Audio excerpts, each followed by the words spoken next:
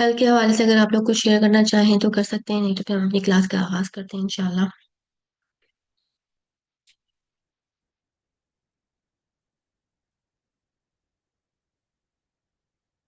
ٹھیک ہے۔ اعوذ باللہ من الشیطان الرجیم، بسم اللہ الرحمن الرحیم۔ رب اشرح لي صدري ويسر لي أمري واحلل عقدة من لساني يفقه قولي واجعل لي وزيرا من أهلي اللهم فقهنا في الدين وعلمني التأويل اللهم أرنا الحق حقا وارزقنا اتباعه وأرنا باطل باطلا وارزقنا اجتنابه، آمین یا رب العالمین۔ آج جو ہماری آیت ہے سورہ رحمان کی انشاءاللہ، والحب ذو العصف والریحان، یہاں پر اللہ تعالیٰ نے تین چیزوں کا ذکر کیا اس آیت میں: اناج، بھوسا اور خوشبودار پودے۔ ٹھیک ہے۔ اللہ تعالیٰ اپنے تحائف کی فہرست جاری کرتے ہوئے یہاں الحب یعنی حب جو ہے یہ دانہ، اس کا ذکر کرتے ہیں جو کھیتوں میں اگتے ہیں۔ ٹھیک ہے۔ ایک بڑا، اگر ہم دیکھیں جو زمین میں نعمتیں پیدا ہوتی ہیں اللہ تعالیٰ کی، تو اس میں بیج جو ہے وہ ایک بہت بڑی نعمت ہے۔ اگر ہم اس پہ ذرا غور کریں تو ایک بڑا درخت جو ہے جیسے آم، کھجور یا سیب کا درخت، ہم ایک جگہ سے دوسری جگہ آسانی سے منتقل کر سکتے ہیں نا، لیکن اللہ تعالیٰ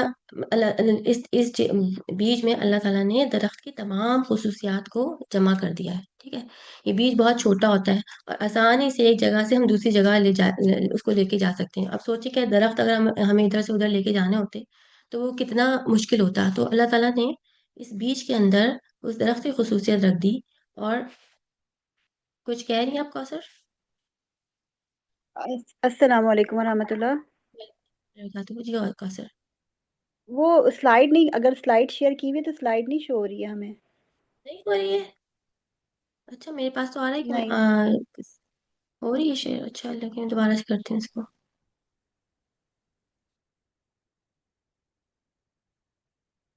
اب چیک کیجئے۔ نہیں نہیں ابھی بھی نہیں۔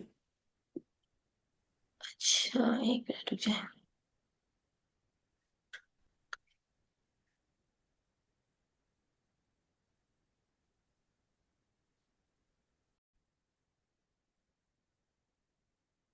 ٹھیک ہے، ہم لوگ کہاں تھے؟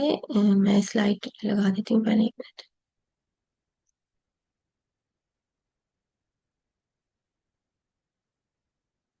ٹھیک ہے۔ تو میں یہ بتا رہی تھی آپ کو کہ ہم ایک جگہ سے جیسے ایک جگہ سے دوسری جگہ آسانی سے منتقل نہیں کر سکتے نا، جو اتنے بڑے بڑے درخت ہوتے ہیں۔ تو اللہ تعالیٰ نے اس درخت کی تمام خصوصیات جو ہے نا وہ ایک بیج میں جمع کر دی ہیں، تاکہ وہ ہمارے لیے آسانی سے ہم اس کو ادھر سے ادھر آسانی سے اس کو لگا سکیں، ایک جگہ سے دوسری جگہ لے جایا جا سکے۔ اور اس بیج کے اندر اللہ تعالیٰ نے درخت کی پوری خصوصیات موجود کر دی ہیں۔ تو اس کے اندر بھی اللہ تعالیٰ کی ایک بڑی کاریگری نظر آتی ہے۔ ایک چھوٹے سے بیج کے اندر اللہ تعالیٰ نے پورا درخت چھپا رکھا ہے، اور یہ اللہ تعالیٰ رب العزت کی کاریگری نہیں ہے تو اور کیا ہے کہ اتنا بڑا درخت ایک چھوٹی سی بیج کے اندر موجود ہوتا ہے، اور پورے پورے جو عمل کو اللہ تعالیٰ نے پورے اس عمل کو اللہ تعالیٰ نے اپنی قدرت کا ہے۔ اس کو یہاں پر اس ویڈیو میں ہم دیکھتے ہیں۔ پہلے تو یہ دیکھیں کہ جب اسے زمین میں لگایا جاتا ہے تو اسے جڑ نکلتی ہے، پھر پودا بنتا ہے، پھر وہی بڑا درخت بن جاتا ہے۔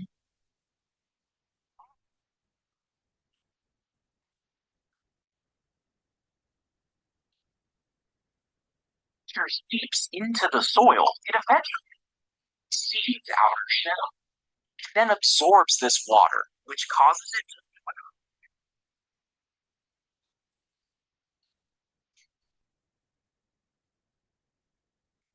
energy. The roots stretch down.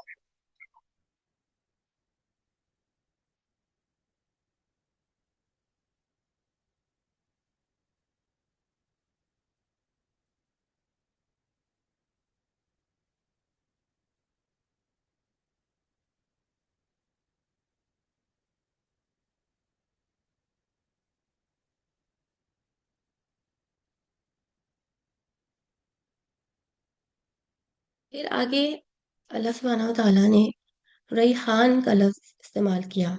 Rehan کے معنی خوشبودار پودے اور خوشبو والی ہوا کے ہیں، یعنی وہ خوشبوئیں جو اللہ تعالیٰ نے زمین میں پیدا کی ہیں۔ اگر کبھی آپ لوگوں میں سے کسی کا کوئی اس طرح کا اتفاق ہوا ہو کہ جب فصل کٹتی ہے اور وہ جو زمینوں کا دورہ کرنے کا کسی کو موقع ملا ہو، تو آپ نے محسوس کیا ہوگا کہ اس وقت جب فصل کی کٹائی ہو رہی ہوتی ہے نا، تو اس وقت فضا میں خاص دلکش خوشبو پھیلی ہوئی ہوتی ہے۔ تو یہ بھی اللہ تعالیٰ کی نعمتوں میں سے ایک نعمت ہے۔ اسی طرح اللہ تعالیٰ نے پھولوں میں خوشبو رکھی۔ اب جیسے گلاب ہے، چمیلی ہے، کتنی پیاری ان کی خوشبو ہوتی ہے، اور وہ دوسرے خوشبودار پھولوں سے خوشبو نکال، اور پھر اللہ تعالیٰ نے انسان کو یہ صلاحیت دی کہ وہ ان خوشبوؤں سے خوشبو نکال کے ان سے عطر بنائے، پرفیوم بنائے۔ یعنی انسان ان پھولوں سے خوشبو کو نکال کر مختلف خوشبوئیں تیار کرتا ہے۔ تو یہ بھی اللہ تعالیٰ کی ایک بہت بڑی نعمت ہے۔ اس میں یہاں پہ دیکھیں، اس کو ہم اس ویڈیو میں دیکھ سکتے ہیں۔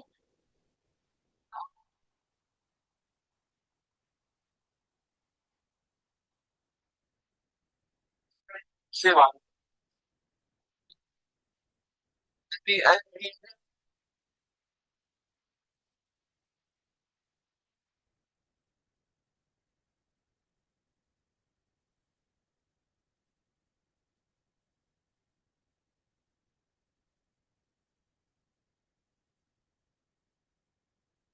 اچھا، یہ جو آیت ہے نا، اس میں جو انسان کے ڈفرینٹ سینسز ہیں ان سے بھی خطاب کرتی ہے۔ دیکھیں، ہمارے پاس جو ہے وہ رزق بطور اناج اللہ تعالیٰ نے ہمیں دیا، ٹھیک ہے؟ خوشبودار پودے اور پھول بھی اللہ تعالیٰ نے ہمارے لیے بنائے۔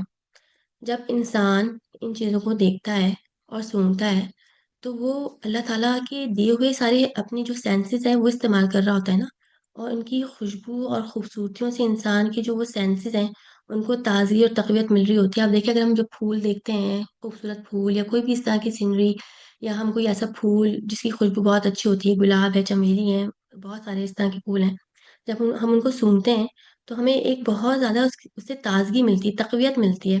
تو اگر ہم اس بات پر غور کریں نا، تو ہمیں ایک اور حقیقت سمجھ میں آتی ہے کہ اللہ تعالیٰ نے نہ صرف ہمارے جسم کے اعضاء اور حواس کو پیدا کیا، بلکہ ان کی تقویت اور تازگی کا بھی انتظام کیا ہے، تاکہ وہ ہمارے سینس کام کرتے رہیں، ٹھیک ہے؟ اور ان سینس کو، یعنی اللہ تعالیٰ نے ہمیں آنکھیں دی ہیں تاکہ ہم اس کی تخلیق کو دیکھیں، اس کی ان سینسز کو بھی یوز کریں، اور ناک دی اللہ تعالیٰ نے کہ ہم اس کی خوشبو سون سکیں، اور پھر اللہ تعالیٰ نے ہمیں دل دیا تاکہ ہم ان کی نعمتوں پر غور کر سکیں، ان سینسز کو یوز کرتے ہوئے ہم تدبر کر سکیں، اور اللہ تعالیٰ کی جو نعمتیں ہیں ان پر تدبر کر کے ہم اللہ تعالیٰ تک پہنچ جائیں، کہ یہ سب اللہ تعالیٰ کی قدرت ہے اور اس کی رحمت کی نشانیاں ہیں۔ پھر اللہ تعالیٰ فرماتے ہیں، یہ آیت پہلی دفعہ آئی، کبھی آلاء ربکما تکذبان، کہ تم اللہ تعالیٰ کی کون کون سی نعمتوں کو جھٹلاؤ گے، تم اللہ کی کس قدرت کا انکار کرو گے۔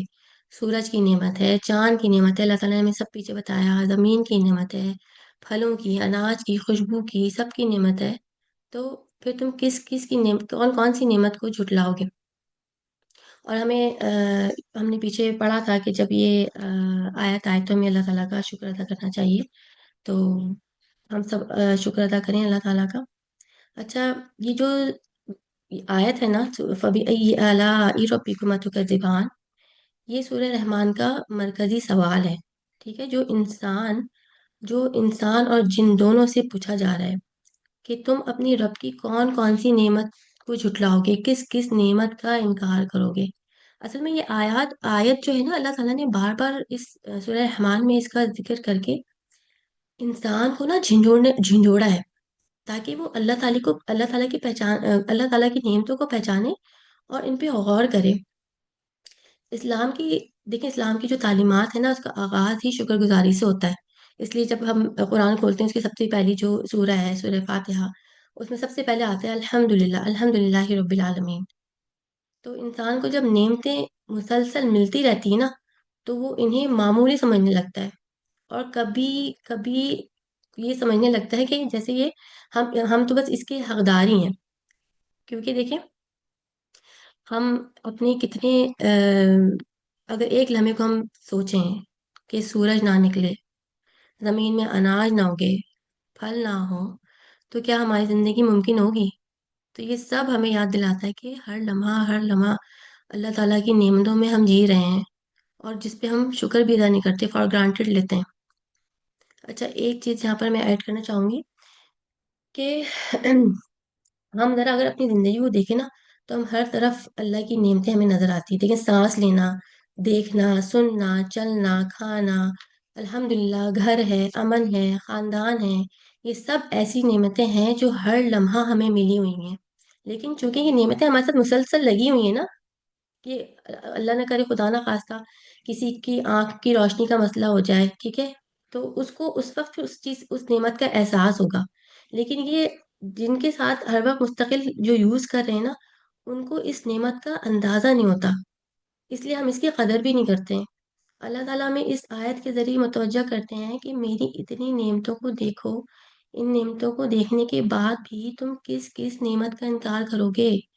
اگر انسان سچے دل سے غور کرے اور اسے احساس ہوتا ہے کہ ہماری پوری زندگی میں اللہ تعالیٰ کی نعمتوں سے گھری ہوئی ہے، تب انسان کے دل میں شکر پیدا ہوتا ہے، اور یہی جو شکر انسان کو اللہ کے قریب لے جاتا ہے۔ اسی لیے سورہ رحمان کا یہ سوال ہے نا، دراصل ایک دعوت ہے کہ ہم اللہ کی نعمتوں کو پہچانیں اور اس پر غور کریں، اور اپنے رب کا شکر گزار بندے بن جائیں۔ اس کے بعد آیت آتی ہے، خلق الانسان من صلصال کالفخار۔ اچھا، یہاں پر جو ہے وہ تخلیق کا اللہ تعالیٰ نے ذکر کیا ہے، ٹھیک ہے۔ اس آیت میں ہم سب سے پہلے انسان کی تخلیق کے مراحل کو دیکھیں گے، ٹھیک ہے، کہ انسان کو اللہ تعالیٰ نے کس طرح سے پیدا کیا۔ پھر ہم یہ سمجھیں گے، ہم سمجھنے کی کوشش کریں گے کہ اس مقام پر اس آیت کو بیان کرنے کا کیا مقصد ہے اللہ تعالیٰ کا، ٹھیک ہے، تو اور اللہ تعالیٰ اس آیت کے ذریعے ہمیں کیا پیغام دینا چاہتے ہیں۔ تو یہاں اللہ تعالیٰ نے انسان کی تخلیق کی طرف توجہ دلائی۔ سب سے پہلے تخلیق جو ہے وہ حضرت آدم علیہ السلام سے ہوئی نا، ٹھیک ہے۔ قرآن مجید میں انسان کی تخلیق کے بارے میں اللہ تعالیٰ مختلف الفاظ بیان کرتے ہیں۔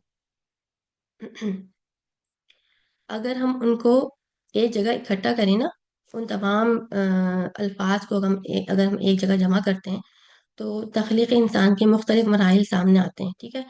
سب سے پہلے تو یہ تراب کا ذکر آتا ہے، جس کا مطلب ہے مٹی یا خاک۔ پھر اس مٹی میں پانی ملایا گیا تو وہ طین بن گئی، ٹھیک ہے، یعنی گیلی مٹی۔ اس کے بعد اس مٹی کو کچھ عرصہ پڑے رہنے دیا گیا، تو اس میں اس طرح کا جو جیسے لیس کہہ لیں آپ، جیسے ہم پیزا کی جو ہوتی ہے اس کو بناتے ہیں، اس میں کیسی لیس سی آ جاتی ہے نا، تو وہ پھر اس میں وہ لیس آ گئی، اس کو جو ہے کہتے ہیں طین لازب، ٹھیک ہے۔ اور اس کے بعد پھر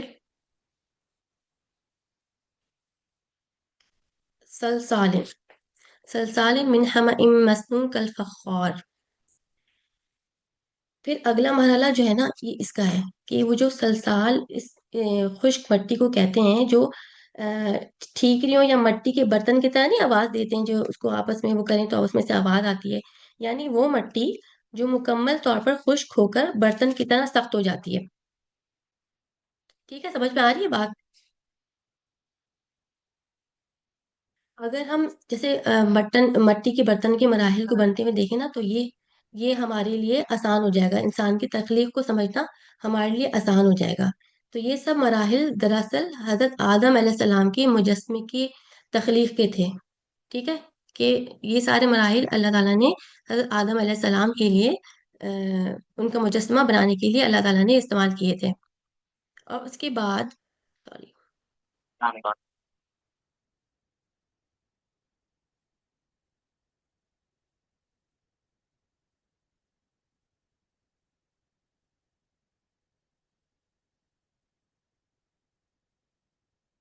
ٹھیک ہے، پھر اللہ تعالیٰ نے حضرت آدم علیہ السلام کا مجسمہ بنایا، پھر اس میں اللہ تعالیٰ نے روح پھونکی۔ اگلا مرحلہ جو ہے وہ روح پھونکنے کا آیا، ٹھیک ہے، پھر اللہ تعالیٰ نے اس میں روح پھونک دی، اور جیسے ہی روح پھونکی گئی تو حضرت آدم علیہ السلام کے اندر جان آ گئی۔ اس کے بعد اللہ تعالیٰ نے فرشتوں کو حکم دیا کہ حضرت آدم علیہ السلام کو سجدہ کریں، چنانچہ وہ ہم سب جانتے ہیں کہ سب تمام فرشتوں نے سجدہ کیا، مگر شیطان نے تکبر کیا اور اس نے سجدہ نہیں کیا۔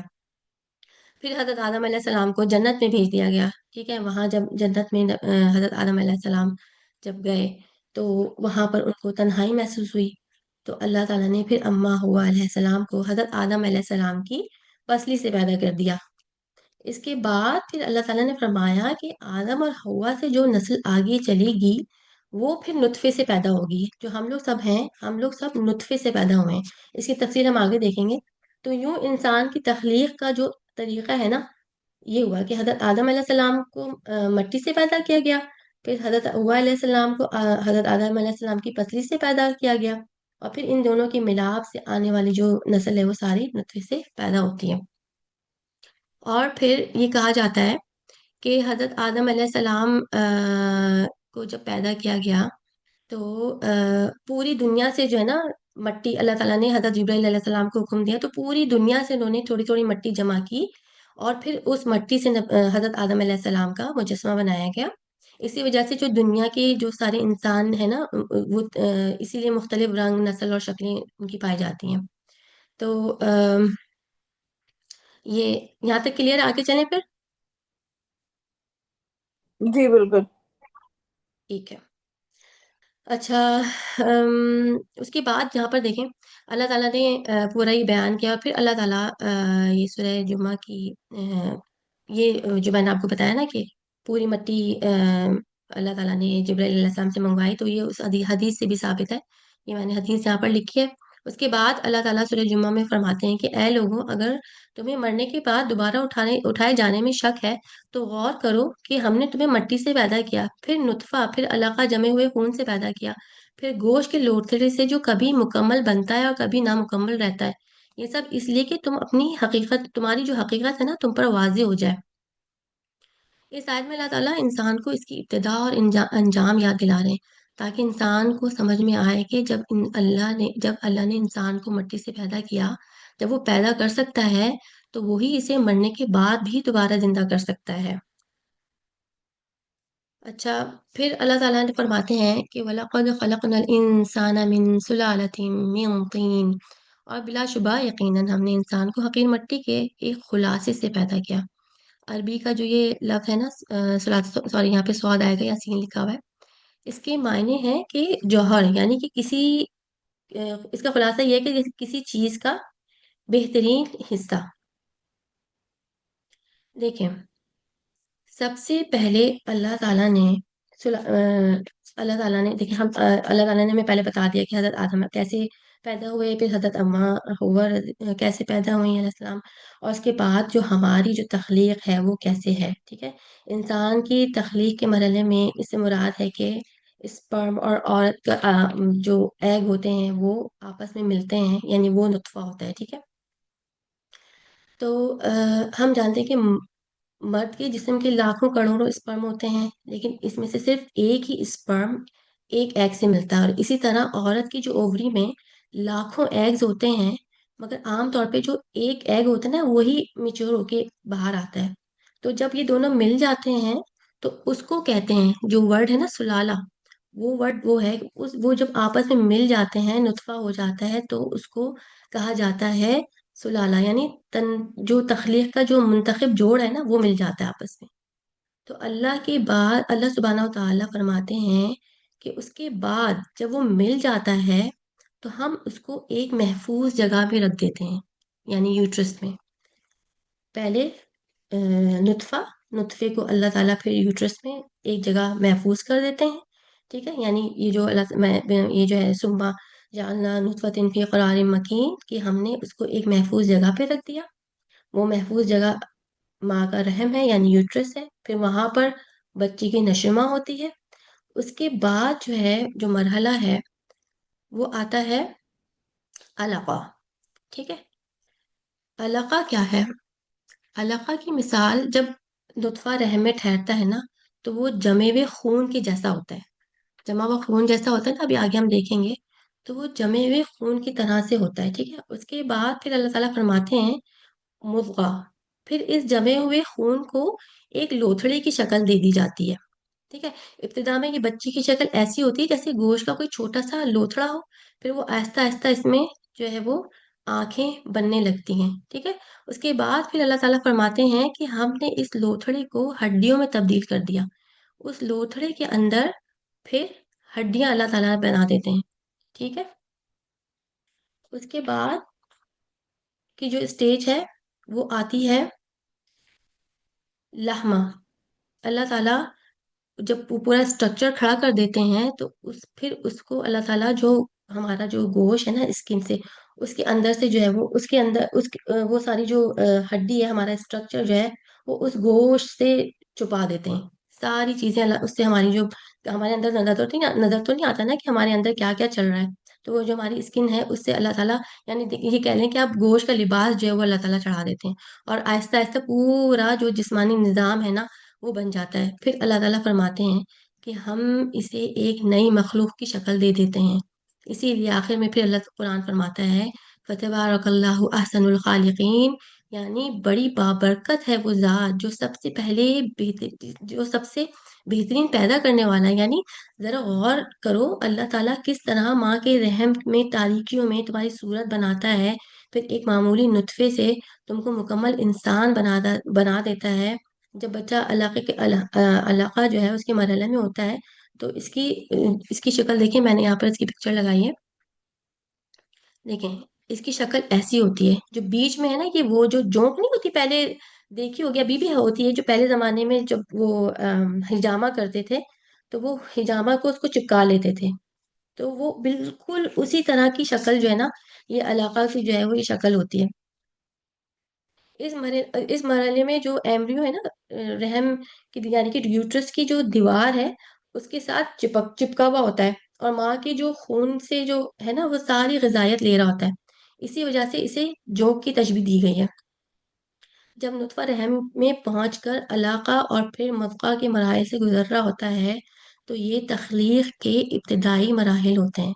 حدیث میں جو ہے وہ آتا ہے، یہاں میں نے حدیث لکھی ہے، حدیث میں آتا ہے یہ جو اللہ تعالیٰ نے یہ ہے نا علاقہ پھر مضغہ، یہ سارے ان سب کو تمام مراحل کو جو ہے نا 40 لگتے ہیں، ٹھیک ہے، 40 دن لگتے ہیں۔ اس کے بعد تقریباً سمجھے یہ 4 مہینوں کے بعد اس میں پھر روح پھونک دی جاتی ہے۔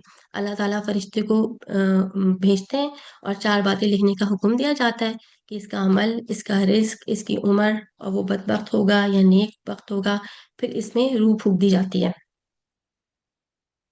اس کے بعد جب روح پھونک دی جاتی ہے، دیکھیں یہ جو سارے آپ یہاں دیکھ سکتے ہیں 4 ویکس، یہ پہلا ایگ دیکھیں، پہلا ایگ فرٹیلائز ہوا، پھر اس کے بعد اور ایگ، پھر 4، پھر اس طرح سوان، مطلب اس طرح سے پھر بنتے رہتے ہیں وہ سیلز، سوری ایگ کہہ رہی ہوں، سیلز بنتے رہتے ہیں، اور پھر اس طرح سے یہ 20 ویکس کا میں دیکھیں 20 ویکس میں اس طرح سے پھر بچہ جو ہے وہ بن جاتا ہے۔ تو حدیث کے مطابق 4 مہینے یعنی 120 پورے ہو جاتے ہیں تو بچے میں روح پھونک دی جاتی ہے۔ اس کے بعد پھر علماء کہتے ہیں کہ اگر جو کوئی اپنی حمل کو ضائع کروائے تو اکثر علماء اسے بہت بڑا گناہ بلکہ قتل کے قریب قرار دیا جاتا ہے، کیونکہ پھر اس میں روح پھونک دی جاتی ہے نا، اس وقت روح آ جاتی ہے تو وہ ایک انسان ہے بغیر روح کے، تو ہم کیا کہتے ہیں کہ بغیر روح کے تو ایک باڈی ہی ہوتی ہے نا، جب روح آ گئی تو پھر اگر آپ نے اس کو قتل کیا تو دیٹس مین کہ آپ ایک انسان کو قتل کر رہے ہیں۔ تو یہاں پر اس کو تھوڑا سا ہم دیکھ لیتے ہیں، اس کی یہ پکچر آپ نے دیکھی، اب ہم یہاں پہ اس کو اس پکچر سے سمجھتے ہیں۔ دیکھیں جعلناہ نطفۃ فی قرار مکین، یہ نطفہ پہلا والا جو ہے نطفہ، ٹھیک ہے، اس کو پھر اللہ تعالیٰ جب یہ دونوں مل جاتے ہیں نطفہ بن جاتا ہے، نطفے کا مطلب ہی یہی ہے کہ اسپرم اور ایگ مل گئے آپس میں اور وہ نطفہ ہو گئے، پھر وہ جب وہ نطفہ ہو جاتا ہے پھر اللہ تعالیٰ اس کو علقہ یعنی کہ وہ یوٹرس میں چلا جاتا ہے، وہاں پہ اللہ تعالیٰ اس کو رکھتے ہیں۔ اس کے بعد پھر اللہ تعالیٰ اس کے اندر ہڈیاں پیدا کرتے ہیں، اس کے بعد ہڈیاں پیدا کرنے کے بعد اللہ تعالیٰ اس پہ پورے گوشت کی لیئر لگاتے ہیں، یعنی اس کو لباس پہناتے ہیں، اور اس کے بعد پھر یہ بچہ جو پروسیس ہے یہ پورا 120 days کا ہوتا ہے، اور پھر اس میں روح پھونکی جاتی ہے۔ یہاں دیکھیے اس کو، یہ دیکھیے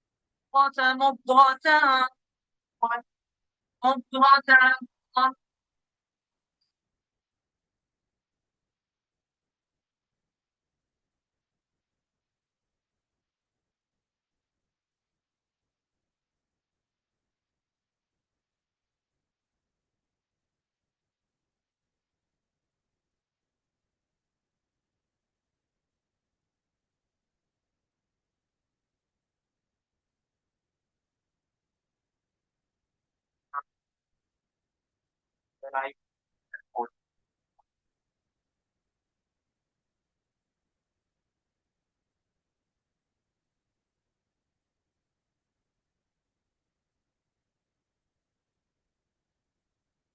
सुभान अल्लाह।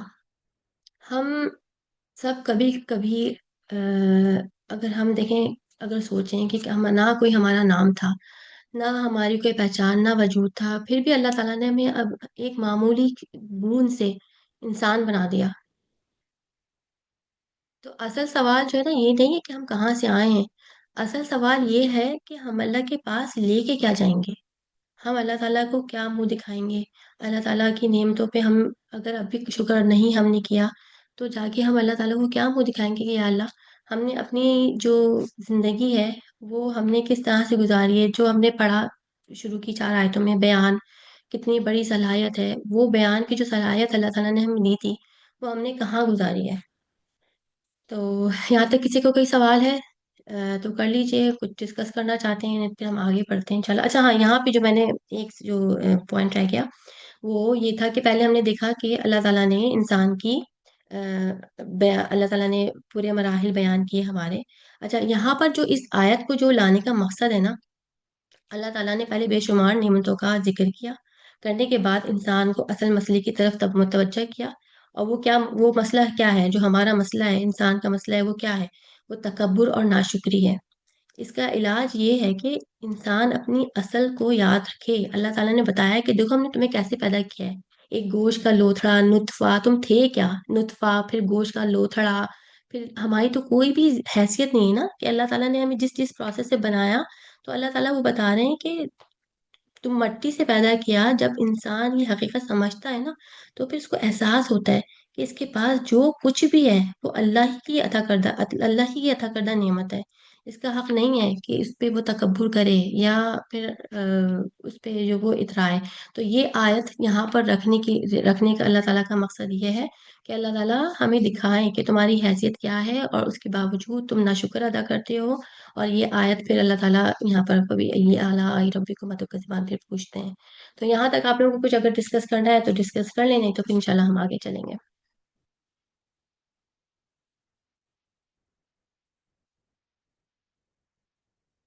आगे चलें, समझ में सब आ रहा है। सब आ रहा है? ठीक है। आप लोगों ने तदब्बुर करना स्टार्ट किया? पहले भी करते होंगे इंशाल्लाह, लेकिन थोड़ा सा डिफरेंट स्टाइल से देखना शुरू किया आप लोगों ने आयात को, क्योंकि सभी अल्हम्दुलिल्लाह कुरान पढ़ रहे होंगे रमजान में, तो सभी पढ़ते हैं। सब सो गए? नहीं नहीं, नहीं नहीं, बिल्कुल जाग रहे बिल्कुल बिल्कुल हैं। जाग रहे हैं, तवज्जो से अच्छा। सुन रहे हैं। हाँ, तदब्बुर तो उसकी तो बेहद ज़रूरत है समझने की कि कुरान में कहा क्या जा रहा है। सिर्फ रेसिटेशन तो करनी नहीं है कि सिर्फ रेसिटेशन की और गुजर गए, और समझा नहीं कि अल्लाह ताला क्या रहा है। बहुत सारी चीज़ें बहुत बिल्कुल। बिल्कुल क्लियर होती है ना, तर्जुमा आप पढ़ें और तो आपको समझ में आ जाती है बात। बिल्कुल अल्लाह ताला ने साफ साफ बताया हुआ है, लेकिन कहीं कहीं आप ना अटक जाते हैं। तो फिर वही वाली बात है कि फिर उसको रिसर्च करें, उसकी तफसीर ढूंढें, पढ़ें, सीखें, कोई लेक्चर ढूंढें। जितने उलमाए कराम के इतने लेक्चर्स हैं उस हवाले से, तो वो साथ साथ चल रहा है अल्हम्दुलिल्लाह। कल की एक बात अभी मैं कर रही हूँ बहुत लेट। कल आपने कहा था ना कोई आयत, वो जो सूरह बकरा की शुरू की आयत में से एक आयत है, औ कसवा ये भी मिनस समाई फी ज़ुलुमातुन करके है ना, वो मुझे अभी इस वक्त मैं पढ़ नहीं पाऊंगी। कि ना ये जो ईमान की रोशनी इसमें, मुझे लगता है कि ख़ास तौर से हम लोग जिन्होंने दौरा कुरान इस दफ़ा कराया है, तो सदफ ये इस हम्म, दफ़ा कुछ डिफरेंट है हमारे लिए रमज़ान। अ, बहुत वो शायद वो जो बहुत। रिसर्च वो, हाँ, वो हमें अंदर हम्म। तक उतर रहा है। तो क्या है कि वो आयत मुझे बहुत डराती है। वो मुझे यूँ डराती है कि ईमान की रोशनी जलाता है इंसान, मेहनत करता है, एफर्ट करता है, और उसके अतराफ में ईमान की रोशनी हो जाती है। اور پھر بالکل وہ بھول جاتا ہے ان چیزوں کو، اور پھر گھپ اندھیرا چھا جاتا ہے۔ تو نا یہ سب سے چیز بڑی یہی بات یہ میرے لیے بہت بالکل ڈرانے والی ہے، بہت ڈرانے والی ہے میرے لیے، تو بس اس کے لیے کچھ بالکل سوچنا ہے کوثر، آپ کہ کیا۔ بالکل ٹھیک کہہ رہی ہیں۔ بالکل، کیونکہ دیکھیں ہوں، ابھی ہم سب، آپ بھی ہیں، میں بھی ہوں، اور جتنی ٹیچرس ہیں جو ہے وہ کروایا ہے دورہ قرآن الحمدللہ۔ سبھی جو ہے وہ پڑھنے میں لگی ہوئی ہیں، دیکھ رہی ہیں ہم کیا بتا سکتے ہیں، کیا پڑھ سکتے ہیں، لیکن اس پڑھنے میں ہماری اپنی لرننگ بہت ہو رہی ہے الحمدللہ۔ لیکن ڈر جی یہی جی، ہے کہ ابھی ہم اس کو لگے ہوئے ہیں، پڑھ رہے ہیں، ہمارے اندر اس چیز اتر رہی ہے، لیکن یہ ہمارے اندر رمضان کے رہے۔ بعد، ہاں، بالکل، اور جب ہم اور رمضان سے رمضان باہر میں نکلیں، رمضان میں ویسے بھی ایزی ہو جاتا ہے نا عمل کرنا۔ مجھے بالکل تو لگتا ہے کہ ایزی ہو بالکل جاتا ہے کیونکہ بڑے والے شیطان بند ہوتے ہیں۔ تو ہاں، رمضان کے اور بعد بھی مجھے لگتا ہے کہ یہ چیز نا، یہ سلسلہ کنٹینیو رہنا چاہیے، ویکلی یا فورتھ نائٹلی یا منتھلی یہ لیکچرز ہوں، تاکہ ہم یہ جو انرجی لیتے ہیں نا ان لیکچر سے، جو ہماری تجدید ہوتی رہتی ہے ایمان کی، تو یہ کنٹینیو رہے انشاءاللہ۔ مس سمرین یقیناً اس کو پلان کریں گی۔ انشاءاللہ انشاءاللہ۔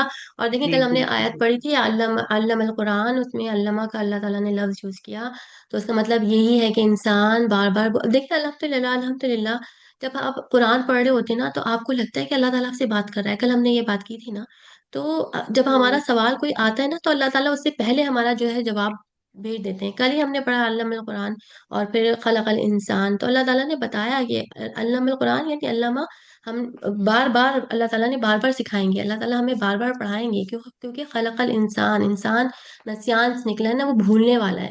تو اللہ نے ہمیں ہوں، پیدا کیا ہے، اللہ تعالیٰ ہمیں جانتا ہے، ایک ایک چیز اس کے سامنے ہے، اس کو وہ ہم سے، ہمارے وجود سے زیادہ ہم بھی اتنا نہیں جانتے جتنا اللہ تعالیٰ ہمیں جانتے ہیں۔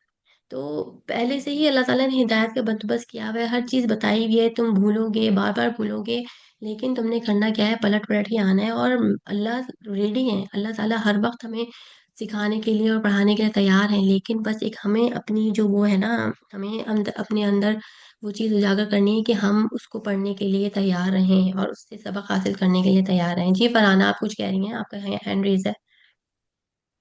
جی میں یہ کہہ رہی ہوں کہ میں نے اپنے برابر والی باجی سے کہا قرآن، جب ہمارے ایک حادثہ ہوا تو وہ مجھے بتا رہی تھی، تو اس پہ میں نے ہوں کہا قرآن، انہوں نے خود ہی کہا نا، میں نا اپنے بچوں کو بہت اچھی تربیت کی، فلانا ڈھمکانا، وہ کہنے لگے نا، تو میں نے کہا باجی روز روز یہ قرآن سیکھنے کا ہے، روز روز ایک بات سمجھنے کا ہے۔ اپنی اپنی بیٹیوں کی تربیت کی، میں تو کہتی ہوں میں نے اپنی تربیت نہیں کی، یعنی کہ میرے ماں باپ نے ہوں میری تربیت نہیں کی، قرآن پڑھ کے یہ لگا کہ میری تربیت میں تو بہت ہی کمی ہے۔ تو میں نے ان کو کہا آپ اگر پڑھتی نا تو آپ مجھے کہتی کہ میری تربیت میں کمی ہے، پھر میں آپ سے سیکھتی۔ تو یہ چیز ہے نا، قرآن روز پڑھنے کا ہے، اور روز ایک چیز نکالنے کا اس میں کہ ہم سیکھ رہے ہیں۔ اللہ تعالیٰ قرآن کو یہ کتاب نہیں ہے، یہ نصیحت نہیں ہے، یہ ہمارے فائدے کی چیز ہے۔ لوگ نصیحت اور قرآن نصیحت بھی بولا گیا، نصیحت سے لوگ وہ ہوتے ہیں، فیڈ اپ ہو جاتے ہیں، نصیحت سننے کے لیے کوئی تیار نہیں ہوتا، لیکن یہ ہماری رہنمائی بھی کر رہا ہے، اس کو ہم بہت پیار سے اور سمجھا سکتے ہیں آگے۔ بالکل اب میں نے بالکل سورہ الاحزاب تھوڑا سا پڑھا تھا ابھی شب قدر میں، تھوڑا کیا پورا ہی پڑھا، تو جب ترجمہ سے پڑھ رہی تھی تو مجھے اس میں بھی کتنی باتیں سمجھ میں آ رہی۔ جب آپ کا تدبر کا سینس کھلتا ہے نا تو پھر اور چیزیں دکھتی ہیں۔ اب میں کسی سے بات کرتی ہوں نا تو بولتے ہیں نا کہ ہم نے زندگی میں بہت صبر کیا، بہت شکر کیا، تو وہ صبر کیا شکر کیا تو کہاں سے کیا؟ اللہ تعالیٰ نے دی تو کی نا، ایسے کیسے کر لیا بالکل۔ آپ نے؟ تو وہ نعمت اور اسی وقت دکھے گا، وہ نعمت اسی وقت دکھے گا جب آپ نے پڑھا ہوا ہے ٹیچر سے، وہ بھی ایسے گھر میں بیٹھے آپ کو سمجھ میں نہیں آئے گا، آپ کو نعمت ملی ہوئی ہے، اور یہ پیسے سے نہیں ملی ہے، یہ اللہ تعالیٰ کی دین ہے، یہ پیسے سے آپ نہیں لے سکتے۔ بالکل بالکل، دیکھیں اور ہم نے دیکھا تھا جب ہم نے تدبر کا سیشن کیا تھا تو صحابہ کرام کا کیا معمول تھا کہ وہ 10 10 آیات لیتے تھے، پہلے اس کو سیکھتے تھے، اس کے اوپر عمل کرتے تھے، جب ان کو یقین ہو جاتا تھا کہ ہاں وہ ان کے عمل میں اتر گئی ہے، اس کے بعد پھر وہ نبی کریم صلی اللہ علیہ وسلم سے آگے جا کے پڑھتے تھے۔ تو ہمیں جلد بازی بھی نہیں کرنی، آرام آرام سے تھوڑا تھوڑا لے کے اور اس کو ہم نے اس کے اوپر تدبر کرنا ہے اور سیکھنا ہے۔ اور جیسے ہم نے نیتیں دیکھی تھی کہ ہم نے یہ دیکھنا ہے کہ یہ قرآن ہم سے کیا چاہ رہا ہے، جو قرآن چاہ رہا ہے نا وہ میں کروں گی، میں اپنی چیز نہیں ڈھونڈوں گی کہ جو میں کرنا چاہ رہی ہوں وہ میں ڈھونڈوں اس آیت کے اندر، نہیں، میں جو چاہ رہی ہوں وہ مجھے قرآن بتائے، لیکن ہم نے وہی یہ نیت رکھنی ہے کہ جو قرآن مجھے کہہ رہا ہے وہ میں اپنے عمل میں لاؤں گی۔ جی ندا، آپ کچھ کہنا چاہ رہی ہیں؟ السلام علیکم ورحمۃ اللہ وبرکاتہ۔ ورحمۃ اللہ وبرکاتہ۔ ہاں میں بس یہ ابھی ڈسکشن کے اندر اپنا یہ پوائنٹ ایڈ آن کرنا چاہ رہی تھی کہ اسی صورت کے اندر اللہ تعالیٰ نے کتنی امپورٹنٹ نعمت ہمیں دی ہے نا بیان کی. اور ابھی ہاں کوثر کی بات کو میں سیکنڈ کروں گی کہ اگر بیان کی اللہ تعالیٰ نے اتنی اچھی نعمت ہمیں دی ہے اور اس کا صحیح استعمال اگر ہم نے نہیں کیا اور اس کا حق ادا نہیں کیا تو پھر یہ نعمت تو ہمارے ہی گلے پڑ جائے گی. تو اللہ تعالیٰ ہم سب کو ہاں، یہ نعمت جو ہے انسان کو ملی ہے اتنی امپورٹنٹ نعمت جس کا اللہ تعالیٰ نے فورتھ یا ففتھ آیت میں ہی ذکر کر دیا کہ اتنی امپورٹنٹ نعمت ہے بالکل بیان بالکل بالکل. اور ندا یہ کی جو اہمیت جس جاننی ابھی چاہیے. ہم لوگ گزرے ہیں نا، سبھی ہم لوگ گزرے ہیں، آپ یقین کریں کہ جی. مطلب میں آپ لوگوں سے بات کر رہی ہوتی ہوں یا میں کچھ بتا رہی ہوتی ہوں تو سم ٹائم مجھے لگتا ہے میرے الفاظ اور میرا جو جسم ہے نا وہ ساتھ نہیں دے رہا، کہ مجھے یہ ڈر لگتا ہے پتہ نہیں. اور خاص طور پہ جو یہ آیت پڑھی نا علامہ البیان، تو مطلب مجھے لگتا ہے کہ یا اللہ ایسی چیز منہ سے نہ نکل جائے، کیونکہ ہمارا تو علم کچھ بھی نہیں ہے نا، ہم سب سیکھ رہے ہیں. تو اتنی بڑی ذمہ داری ہے نا یہ بیان کی، کہ بس اللہ تعالیٰ ہمیں اسے صحیح استعمال اس کے کرنے کی اور توفیق دیکھو عطا اسی فرمائے. اسی اسی کوالٹی کی وجہ سے مطلب اس اسکل کی وجہ سے اللہ تعالیٰ نے انسان کا جو لیول ہے نا وہ تمام مخلوقات میں اوپر کیا. اگر آپ سیکوینس آف آیت بالکل دیکھو سورہ رحمان کے اندر بالکل تو بالکل بیان کی بالکل، نعمت سبحان اتنی اللہ ہائی ہائی نعمت سبحان ہے اللہ کہ اللہ نے ہمارا سبحان اللہ. لیول اوپر کر دیا. تو اس کا ہمیں لیول جو ہے نا خیال کر کے بالکل استعمال کرنا ہے اس نعمت کا بھی باقی نعمتوں کی طرح. نعمت. تو انشاءاللہ ہم لوگ کریں گے. اور باجی آئی سیکنڈ ٹو کوثر کے باجی اس طرح کے سیشنز ارینج کرتی رہیں جس سے ہمارا انشاءاللہ غور و انشاءاللہ. فکر تدبر کھلے تدبر کرے. جزاک اللہ جزاک اللہ. بارک اللہ فیک. تو چلیں انشاءاللہ تعالیٰ آگے چلتے ہیں ہم اپنی دوسری آیت کی طرف.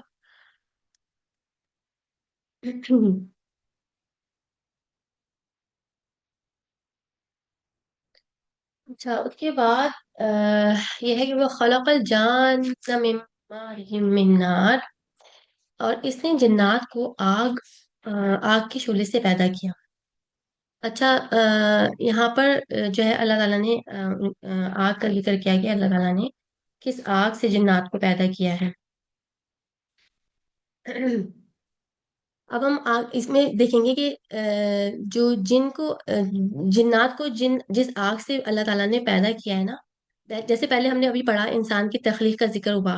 پہلا انسان مٹی سے بنا، پھر جو ہے وہ اسی طرح جو جن ہے نا وہ پہلے آگ سے پیدا ہوئے. تو سورہ ہجر میں اللہ تعالیٰ نے فرمایا کہ ہم نے جن کو ایسی آگ سے پیدا کیا جو بغیر دھوئیں والی آگ ہے.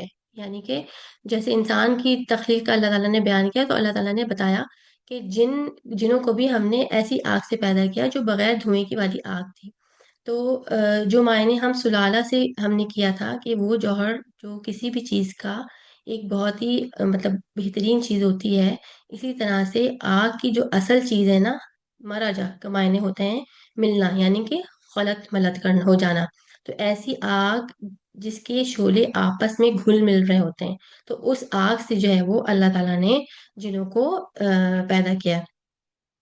کہ بعض علماء نے لکھا کہ یہ آگ کا جو جوہر ہے نا سلالہ، اس سے اس سے یہ جن بنے ہیں. اب جن کیونکہ ہم سے غیب میں ہیں، تو ان کی جو آگے جو تخلیق ہے نا، ان کے مراحل وہ ہمیں قرآن اور حدیث میں ہمیں نہیں ملتے.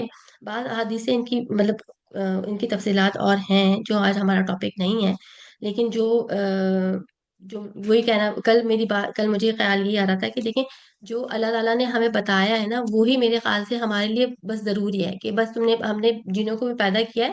تو جن جو ہے وہ کیونکہ ہمارا نام ان سے کوئی اللہ نہ تعالیٰ ہم سے ہمارا واسطہ ہو، تو بس جو جنوں کو پیدا کر دیا اور ان کو آگ سے پیدا کر دیا، تو یہی انفارمیشن جو ہے وہ ہمارے لیے بس کافی ہے کہ جن ہیں اور اللہ تعالیٰ نے ان کو آگ سے پیدا کیا ہے. اور اللہ تعالیٰ نے یہاں پر حدیث میں 3 مخلوقات کا ذکر کیا. حضرت عائشہ رضی اللہ تعالیٰ عنہ سے روایت ہے کہ فرشتے نور سے پیدا کیے گئے، جنات آگ سے یعنی مارج جو ہے نار سے پیدا کیا، اور آدم علیہ السلام کو اس چیز سے پیدا کیا گیا جو ہم تمہیں بیان کی جا چکی ہیں، یعنی کہ مٹی. اور اس کے بعد پھر اللہ تعالیٰ دوبارہ سے فرماتے ہیں کہ فَبِأَيِّ آلَاءِ رَبِّكُمَا تُكَذِّبَانِ. تو ہم نے جب بھی یہ آیت سننی ہے تو ہم نے اللہ تعالیٰ کا شکر ادا کرنا ہے. اور جیسے نبی کریم صلی اللہ علیہ وسلم کی حدیث سے ہم نے سنا تھا کہ جنہوں نے جس طرح سے شکر ادا کیا تھا اور وہ اپنے الفاظ بھی دیکھے تھے. اس کے بعد آتا ہے رب المشرقین و رب المغربین. تو یہاں پر 2 مشرقوں کا اور 2 مغربوں کا ذکر ہے. مشرقین اور مغربین، یہاں پر پھر تسنیہ کا صیغہ اللہ تعالیٰ نے یوز کیا ہے. ایک جگہ یہ بھی آتا ہے رب المشارق، جمع میں بھی آتا ہے، وہ بھی انشاءاللہ ہم آگے دیکھیں گے کہ پتہ چلے گا کہ کیوں آتا ہے. اور پھر ایک جگہ واحد کا بھی آتا ہے، مشرقی والمغربی، تو واحد کا صیغہ بھی آتا ہے. تو جب ہم نے دیکھا تھا نا زمین کی جو ہم نے ریوولوشن دیکھی تھی، تو وہاں پر ہم نے دیکھا تھا کہ جو زمین ہے وہ تھوڑی ٹلٹ ہے، ٹھیک ہے، 23.5 نارتھ پول کی طرف ٹلٹ ہے، تو جس کی وجہ سے جب زمین سورج کے گرد گھومتی ہے نا تو وہ اوپر نیچے ہوتی ہے، جس کی وجہ سے سورج کبھی ہمارے سامنے ہوتا ہے اور کبھی ڈائریکشن تبدیل ہو جاتی ہے۔ اور سردیوں میں اور گرمیوں میں اسی طرح سے دیکھیں، اب جب اس پکچر میں دیکھ سکتے ہیں کہ جب زمین اپنے ایکسس سے 23 ڈگری 23.5 ڈگری جب جھکی ہونے کی وجہ سے جو سال کا جب چکر لگاتی ہے نا تو ہمیں سورج کا طلوع اور غروب ہونا جو ہے نا وہ بدلتا رہتا ہے، اس کا مقام بدلتا رہتا ہے۔ گرمیوں میں سورج بالکل سر پہ ہوتا ہے، یعنی زمین کا سورج بالکل ہمارے سامنے زمین جو زمین ہے وہ سورج کے بالکل سامنے ہوتی ہے، خاص طور پہ پاکستان اور برِ صغیر کے جو ایریاز ہیں نا وہاں بالکل سامنے ہوتی ہے۔ تو آپ دیکھیں یہاں پہ ونٹر اور اسپرنگ اور سمر تینوں کی جو یہاں پر پکچر لی گئی ہے کہ سورج کہاں سے جو ہے وہ غروب ہو رہا ہے، ڈفرینٹ ڈفرینٹ جگہ سے وہ غروب ہو رہا ہے۔ تو اللہ تعالیٰ اسی لیے یہاں پر اللہ تعالیٰ نے رب المشرقین و رب المغربین بنایا ہے۔ دیکھیں یہ ایک ہی جگہ کی پکچر لی ہوئی ہے، سمر میں، اسپرنگ میں اور ونٹر میں۔ تو دیکھیں یہ سورج جو ہے وہ الگ الگ جگہ پہ غروب ہو رہا ہے۔ آگے دیکھیں اس پکچر میں، اچھا، تو جب سردیوں میں زمین تھوڑی اوپر کی طرف ہو جاتی ہے، ٹھیک ہے، اپنے ایکسس کی وجہ سے، تو اس کی وجہ سے سورج سامنے ساؤتھ کی طرف چلا جاتا ہے، ڈھل جاتا ہے جنوب کی طرف، جس کی وجہ سے سیدھی دھوپ نہیں پڑتی اور ہمارے یہاں سردی ہو جاتی ہے۔ تو جہاں جہاں زمین سورج کے بالکل سامنے ہوتی ہے نا وہاں وہاں گرمی ہوتی ہے، اور جو علاقے سورج سے تھوڑا سا اوپر یا نیچے ہوتے ہیں یعنی کہ ساؤتھ یا نارتھ کے پول کی طرف ہو جاتے ہیں تو وہاں پہ سردی ہو جاتی ہے۔ تو یہ تبدیلی ہوتی رہتی ہے۔ اب اس پکچر کو آپ دیکھیں تو اس میں ہم ڈفرینس دیکھ سکتے ہیں سمر اور اسپرنگ کا، اور ونٹر میں کہاں سے سورج نکل رہا ہے۔ دسمبر میں دیکھیں یہاں سے نکل رہا ہے اور جون میں بالکل سر پر ہے۔ یہ پکچر کلیئر ہے، سمجھ میں آ رہی ہے نا آپ لوگوں کے؟ کیونکہ جو سورج یا تو ہمارے سر پر ہوتا ہے اور یا پھر وہ ساؤتھ کی طرف ہوتا ہے، ٹھیک ہے، تو جو سولر پینل ہے نا تو وہ ساؤتھ کی طرف لگا دی جاتے ہیں، ٹھیک ہے۔ اگر جیسے اب آج اب سولر پینل کو تو کافی جو ہے وہ ہو گیا ہے، تو اگر سولر پینل کو ساؤتھ کی طرف نہیں لگائیں گے، نارتھ کی طرف لگا دیں گے، تو سورج جب اوپر ہوگا نا تب تو اس کے اوپر روشنی جائے گی، لیکن پھر جب وہ ساؤتھ کی طرف جائے گا نا تو پھر وہ سولر اس کی روشنی نہیں لے سکے گا۔ تو سولر پینل کی جو سیٹنگ ہوتی ہے وہ اس سورج کے مطابق ہی لگائی جاتی ہے۔ تو یہاں پر رب المشرقین کا مطلب ہے ایک وہ سورج جو گرمیوں میں نکلتا ہے جہاں سے، وہ پھر مشرق ایک وہ جو جہاں سے نکلتا ہے، اور ایک وہ سورج جو پھر دسمبر میں جو مشرق سے نکلتا ہے۔ تو اس طرح سے دو مغربین ہیں، جون اور دسمبر میں، جہاں سے سورج غروب ہو رہا ہے، اور پھر اسی طرح سے دو مختلف جگہ سے سورج جو ہے وہ نکلتا ہے۔ تو اسی لیے یہاں پر اللہ تعالیٰ نے فرمایا رب المشرقین و رب المغربین، ٹھیک ہے۔ آگے دیکھتے ہیں، ایک دفعہ دوبارہ بولیں پلیز، یہ جو لاسٹ میں سورج والا۔ دوبارہ سے اس کو کر دوں؟ ہوں ہوں اچھا چلیں میں دوبارہ یہ والی پکچر دیکھیں، یہاں پر پہلے ہم یہاں سے اس کو لے کر چلتے ہیں کہ ہم نے زمین کی ریوولوشن کی بات کی تھی، ٹھیک ہے، کہ زمین جو ہے وہ اپنے ایکسس سے 23.5 جو ہے وہ ٹلٹ ہوئی ہوئی ہے، جس کی وجہ سے زمین سورج کے گرد گھومتی ہے تو وہ اوپر نیچے ہوتی رہتی ہے، ٹھیک ہے۔ تو وہ کبھی سورج ہمارے جس کی وجہ سے سورج کبھی ہمارے سامنے ہوتا ہے اور کبھی اس کی ڈائریکشن تبدیل ہو جاتی ہے۔ سردیوں اور گرمیوں میں اس پکچر میں آپ دیکھ سکتی ہیں کہ زمین کے اپنے ایکسس سے 23.5 ڈگری جھکے ہونے کی وجہ سے جو ایک چکر سال کا مکمل ہوتا ہے نا، اس میں سورج کا طلوع ہونا اور غروب ہونا بدلتا رہتا ہے، اس کا مقام جو ہے نا وہ تبدیل ہوتا رہتا ہے۔ گرمیوں میں سورج بالکل سر پر ہوتا ہے، یعنی زمین سورج کے بالکل سامنے ہوتی ہے، ٹھیک ہے، خاص طور پہ جو پاکستان ہے اور بر صغیر کے جو ایریاز ہیں وہاں پہ سردیوں میں زمین تھوڑا سا اوپر کی طرف ہو جاتی ہے اپنے ایکسس کی وجہ سے. تو اس کی وجہ سے سورج سامنے سے ساؤتھ میں چلا جاتا ہے.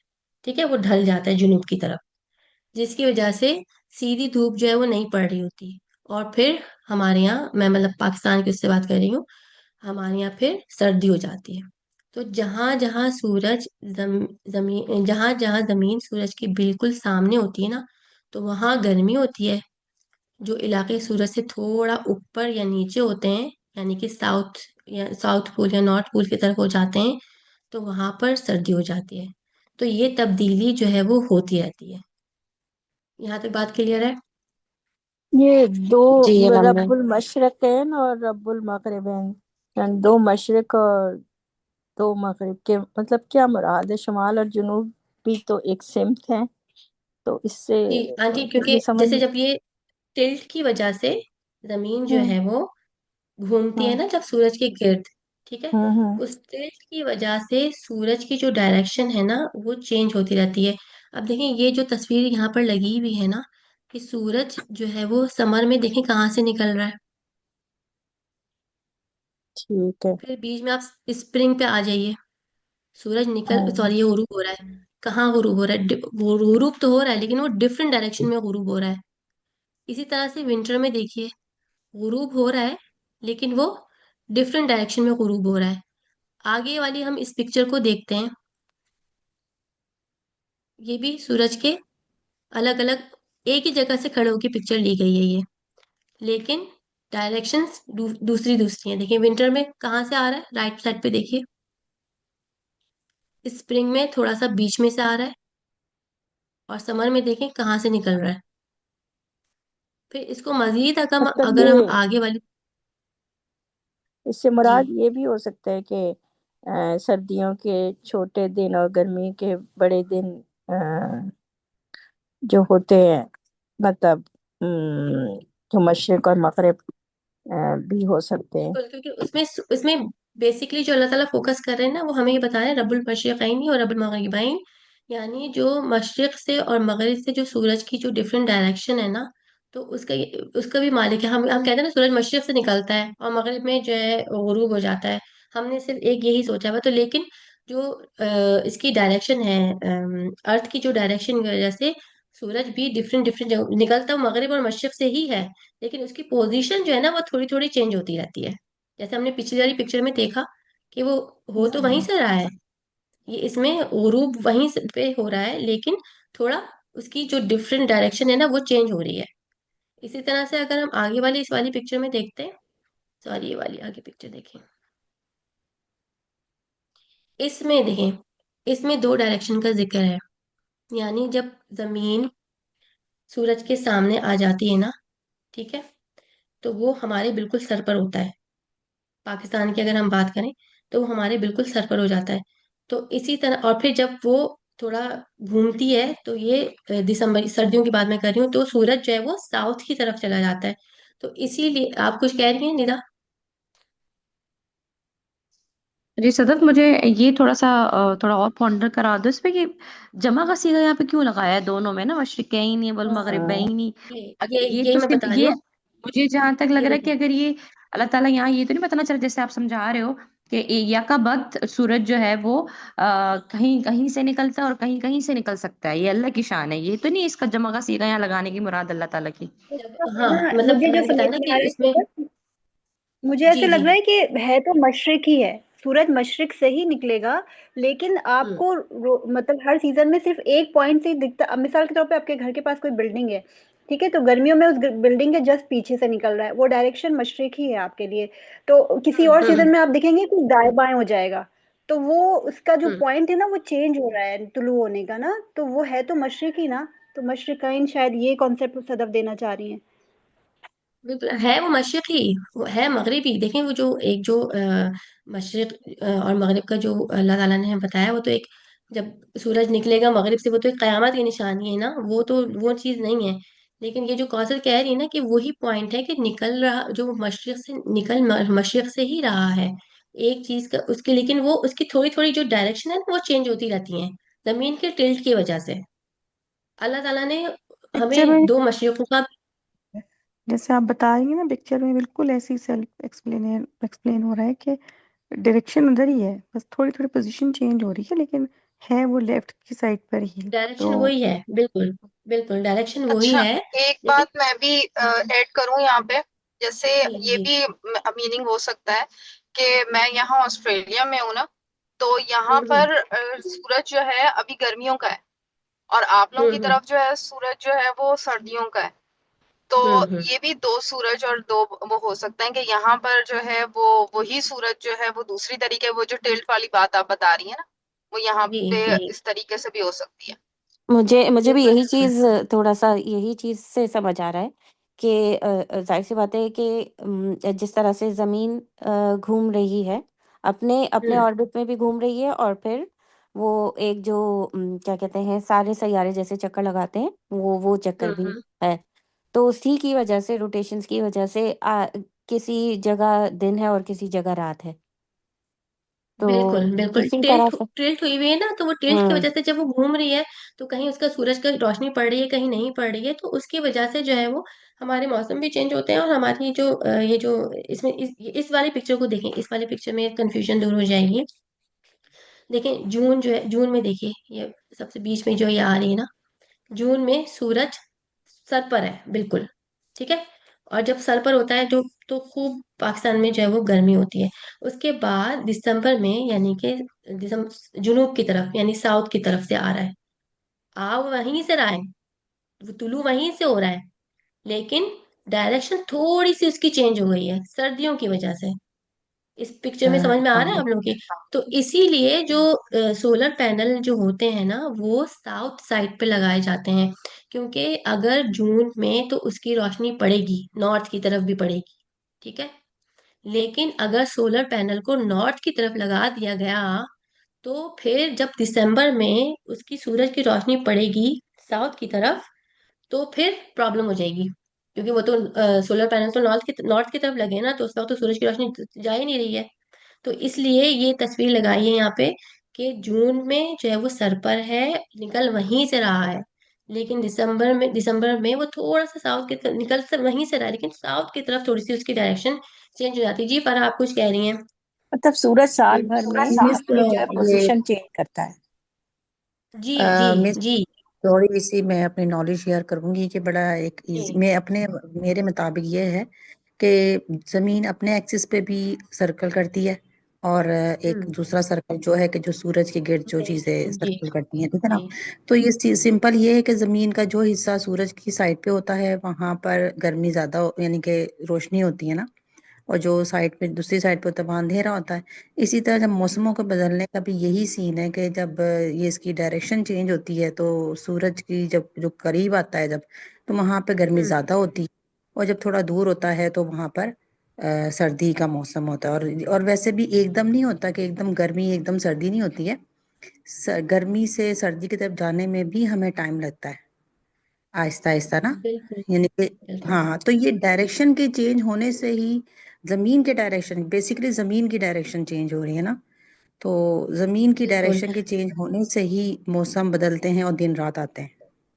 बिल्कुल। तो मतलब यहाँ पर जो रबुल मशरिकैन का मतलब है ना, तो वो एक वो सूरज जो गर्मियों में निकल रहा है, ठीक है, ऊपर आ रहा है बिल्कुल, जहां से वो निकल रहा है, और एक वो जो मशरिक यानी कि जो दिसंबर में निकलता है। इसी तरह से दो मगरिबैन, यानी कि एक वो जो जून और दूसरा दिसंबर में जहां से सूरज गुरूब हो रहा है।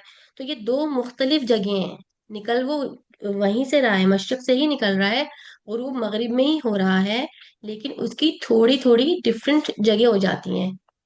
तो इस ये वजह से बात अल्लाह ताला सब ने एक ही यहाँ कह रहे पे। हैं, जैसे आप समझा रही है बात, सब लोग एक ही कर रहे हैं, लेकिन शायद कोई हम्म, डिफरेंट वर्ड से किसी के दिमाग में बैठ जाती है, कभी ऐसा होता है ना।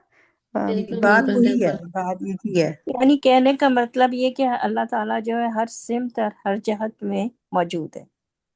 बिल्कुल, क्योंकि अल्लाह ताला ने तमाम सीगे यहाँ जमा के, कुरान में जमा के सीगे भी मिलते हैं, हमें हमें वाहिद का सीगा भी मिलता है, और फिर हमें यहाँ पे ये दो जो मगरिबैन और मशरिकैन है, इसका सीगा भी मिलता है। तो बेसिकली बात अल्लाह ताला यही समझाना चाह रहे हैं कि जहां से भी निकले सूरज, जहां से भी गुरूब हो, तो मैं ही हूँ सबका मालिक। सॉरी मैं भी बात करना चाहूंगी बेसिकली यहाँ पे ये है ना कि एंगल्स थोड़े से डिफरेंट हो जाते हैं, चेंज हो जाते हैं विंटर्स एंड समर्स में। बिल्कुल और चूंकि बिल्कुल ये चीज़ें ऐसी हैं जो हम डेली बेसिस पे ऑब्जर्व करते हैं, तो मशरिक और मगरिब का इस वजह से बात की गई है ना कि हम इसे डेली ऑब्जर्व करते हैं। और जो सूरज है इसकी बहुत इंपॉर्टेंस है हमारी लाइफ में। हम रोज़ाना इसको निकलते हुए भी देखते हैं और फिर गुरूब होते हुए भी देखते हैं। तो इसको बिल्कुल ज़्यादा अच्छे से अगर ऑब्जर्व करना हो तो किसी ऊंची जगह पे ना, अगर कोई हिली एरिया है या माउंटेन्स है, अगर आप वहां से इस चीज़ को ऑब्जर्व करें तो बहुत क्लियरली नज़र आता है कि समर्स में जो है डायरेक्शन वही होगी, मशरिक वही होगा, सेम एक ही होगी, लेकिन एंगल थोड़ा सा डिफरेंट होगा उसका हो सूरज के जाता है। निकलने का।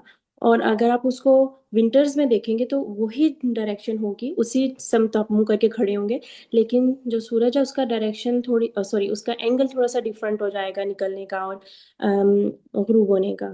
तो अम, ये है बस। बिल्कुल, जैसे ये पिक्चर मैंने लगाई ना, देखें विंटर में देखें कहाँ से निकल वो वहीं से रहा है। मशरिक से ही निकल रहा है, साउथ से ही निकल रहा है, लेकिन उसकी डिफरेंट जो है वो जो थोड़ी सी जो डायरेक्शन है वो थोड़ी थोड़ी सी डिफरेंट है। वो आप सही कह रही हैं कि कहीं आप ऊंची जगहों पे जाकर देखें। आपने तो एक्सपीरियंस किया होगा सिद्दीक़ा ये। जी जी। इसीलिए मैंने ये बात थोड़ा कि शायद मेरी बात से थोड़ा क्लियर हो जाए, समझ आ बिल्कुल जाए। तो बिल्कुल ये बहुत क्लियरली ये बात समझ आती है अगर आप किसी ऊंची जगह से इस चीज़ को ऑब्जर्व करें तो बिल्कुल बहुत अच्छे से समझ आती है ये बात। और अल्लाह ताला ने फिर तो इस वजह से मगरिबैन इसी वजह से कहा है ना कि वो दो डिफरेंट एंगल्स हैं मशरिक के ना, जहाँ से वो निकलता है, तो अल्लाह ताला ने उन दोनों को मशरिकैन कह दिया है कि वो दोनों मशरिक हैं। बिल्कुल बिल्कुल बिल्कुल। फिर यहाँ पे मैंने इसीलिए ये पॉइंट लिखा कि यहाँ इसका मतलब ये है कि मौसमों का बदलना, सर्दी और गर्मी का आना और सूरज के तुलू और गरूब की जगहों का बदलना सब अल्लाह ताला के मुकर्रर करदा निज़ाम के तहत हैं। तो ज़मीन की अपने महवर यानी एक्सिस पर झुकाव और गर्दिश की वजह से ये तब्दीलियां आती हैं। फिर अल्लाह ताला फरमाते हैं कि तुम अपने रब की कौन कौन सी नेमत को जुटलाओगे। यानी जब कायनात का ये पूरा निज़ाम अल्लाह की कुदरत और हिकमत को जाहिर कर रहा है, तो इंसान की नेमतों और कुदरत इंसान कैसे इस नेमतों और कुदरतों का इनकार कर सकता है। ठीक है, यहाँ तक क्लियर है, आगे चले हम इंशाल्लाह। जी मिस। अच्छा। अब यहाँ पर ये जो है ना 19 एंड 20, तो अल्लाह ताला ने दो समंदरों को जारी कर दिया और वो आपस में मिलते हैं, ठीक है। लेकिन फिर इन दोनों के दरमियान एक पर्दा हद है जिससे वो तजावुज नहीं करते। तो जो दो दरिया है ना, दो समंदर हैं, ये ऐसे ही रोज जो है वो इनकी इनकी जगह भी जो है ना वो बदलती है। जैसे हमारे दिन और रात का टाइम बदल रहा होता है ना, इसी तरह जैसे डेली जो है वो तुलू हो रहा है, गुरूब हो रहा है, इसी तरह इसमें भी फर्क पड़ रहा है। जैसे हमारा मगरिब और फजर का वक्त डेली बदलता है ना, पूरा साल बदलता रहता है।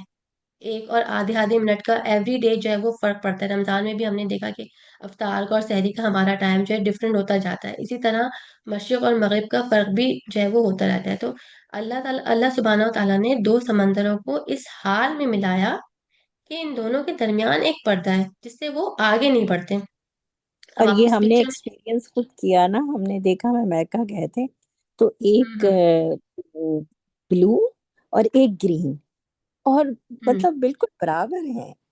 और हम्म मतलब ये कि वो मतलब अब ये तो हम ये पढ़ रहे हैं ना कि उनके दरमियान एक पर्दा हाल है, तजाविज नहीं करते, बिल्कुल नहीं करते, मतलब बिल्कुल बराबर थे। हम्म, इतना कोई अल्लाह की कुदरत और उस पे कि कैसे जो हाँ है सब चीजें इतना बड़ी, मतलब वो थी इसमें, वो कि हम हैरान परेशान थे कि इस बिल्कुल। कदर। देखिए और मतलब अल्लाह ताला की कुदरत देखें कि मतलब उसका निजाम अल्लाह ताला ने कैसे रखा है कि एक का पानी बिल्कुल मीठा होता है, दूसरे का बिल्कुल। पानी नमकीन होता है, लेकिन इसके बावजूद दोनों के दरमियान एक हद या पर्दा होता है जिसकी वजह से वो मुकम्मल तौर पर हम्म, आपस में घुल नहीं सकते। तो ये अल्लाह ताला की मतलब कितनी बड़ी अजीम कुदरत है ना कि बिल्कुल दोनों बिल्कुल। के देखें आप जो कह रही हैं कि ये देखें ये पिक्चर हमारे सामने है, हाँ, ये मैंने दोनों का कलर कैलिफोर्निया भी में अलग देखा अलग था। है। हम्म, आप इस चीज को रिलेट कर पा रही होंगी आप, क्योंकि आप खुद देख बिल्कुल कर आई हैं बिल्कुल इसको। बिल्कुल सेम। बल्कि ये तो जरा थोड़ा बीच में जा रहा, मेरा बिल्कुल बराबर था, बिल्कुल बराबर था। हाँ हाँ। तो मतलब अल्लाह ताला ने پانی کے اندر بھی کتنی کیا خصوصیت رکھی ہے کہ اور اس کا کس طرح سے اسٹرکچر بنایا ہے کہ وہ آپس میں مل نہیں رہے ہیں. تو اسی چیز کا اللہ تعالیٰ ذکر جو ہے وہ اس آیت میں کر رہے ہیں. اف اللہ، بالکل اسی طرح، بالکل سیم یہ والی تصویر جو ہے نا، بالکل. الحمد للہ، الحمد للہ. کوئی کچھ ایسے کہہ رہے ہیں؟ ایسے سوچیں اگر کہ ہم ایک گلاس میں پانی میں نمک اور چینی ملائیں تو مل جاتا ہے، لیکن اللہ کی قدرت کی یہ دو سمندر کیسے اللہ نے الگ کیے ہیں کہ ایک کا پانی اتنا کھارا ہے اور ایک کا میٹھا ہے، بالکل اور اس میں کوئی نہ دیوار ہے نہ کچھ ہے، لیکن اللہ کے حکم سے وہ دونوں کیسے الگ ہیں. سارا میزان پہ قائم ہے نا، چیزیں ساری میزان پہ قائم ہے. سبحان اللہ.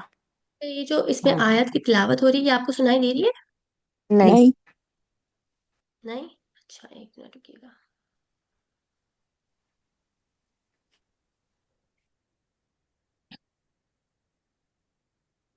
پہلے والی سلائڈ میں بھی نا آیت کی آواز نہیں آ رہی تھی، وہ کٹ کٹ کے تھوڑا سا. یاد نہیں ہے؟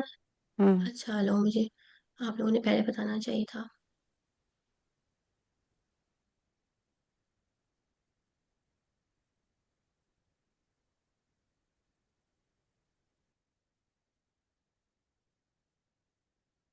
شیئر ہو رہی ہے میری اسکرین؟ ہاں اب ہو رہی ہے. ٹھیک ہے، اب آپ یہ دیکھیے. مرج البحر آ رہی ہے؟ جی آ رہی ہے. آ رہی ہے. يلتقيان بينهما برزخ لا يبغيان فبأي آلاء ربكما تكذبان. اسی نے دو دریا رواں کیے جو آپس میں ملتے ہیں، مگر دونوں میں ایک آڑ ہے کہ اس سے تجاوز نہیں کر سکتے. تو تم اپنے پروردگار کی کون کون سی نعمت کو جھٹلاؤ گے؟ سبحان اللہ. يخرج اچھا یہاں پر یہ دیکھیے پانی یا کسی بھی جو لکوڈ کی جو ڈینسٹی ہوتی ہے نا وہ مختلف ہوتی ہے. تو اسی ڈینسٹی کے فرق کی وجہ سے ان کے درمیان ایک ہدیہ پردہ قائم ہو جاتا ہے جس کی وجہ سے وہ فوراً آپس میں ملتے نہیں ہیں. اس کی ہم یہ دیکھیں یہاں پہ ڈفرنٹ ایکسپیریمنٹ کی وہ ہے ویڈیو جس میں آواز نہیں ہے صرف وہ ہے.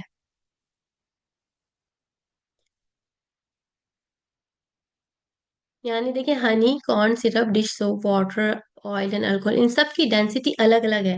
تو یہ آپس میں مل نہیں رہے. سب سے ہیوی جو ہے ہنی ہے تو وہ نیچے جا کے بیٹھ گیا اور تھوڑی دیر کے بعد وہ پھر پانی میں شامل ہو جائے گا. لیکن جب دوسری جو آپ دیکھیں لکوڈس ہیں وہ بالکل بھی پانی کے اندر شامل نہیں ہو رہے ہیں.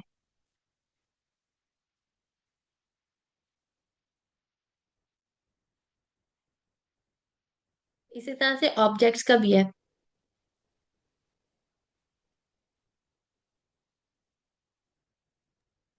جیسے بھی سبھی ہم یعنی ابھی رمضان ایسے بھی کر سکتے ایکسپیرینس، لیکن اسپیشلی رمضانوں میں کیونکہ فرائنگ کا کام ہو رہا ہوتا ہے کہ آئل جب مل جاتا ہے پانی میں تو وہ ببلز ہوتے ہیں اندر، وہ ایسے مکس نہیں ہو جاتا. بالکل بالکل بالکل بالکل. اور کتنا سے وہ آئل جو پھٹنے لگتا ہے کتنے خطرناک ہو جاتا ہے. تو ابھی ابھی یہ دوسرا ایکسپیریمنٹ ہم نے دیکھا. اسی طرح سے جو آبجیکٹس ہیں نا ان کی ڈینسٹی بھی مختلف ہوتی ہے.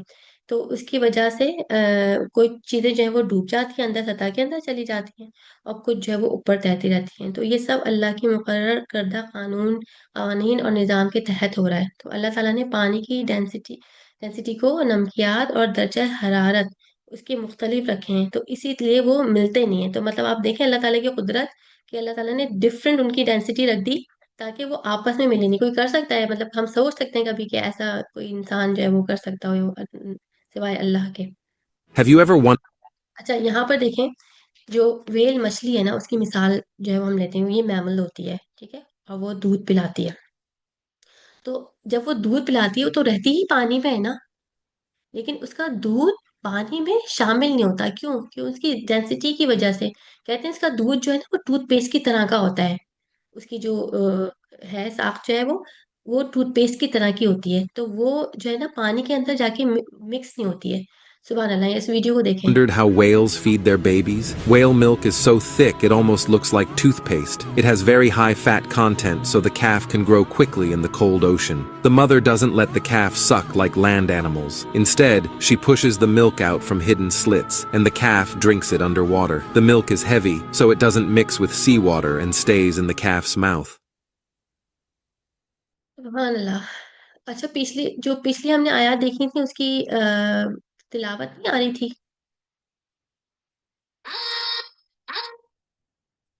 سوری، ایک نہیں منٹ مجھے نہیں دیجیے گا.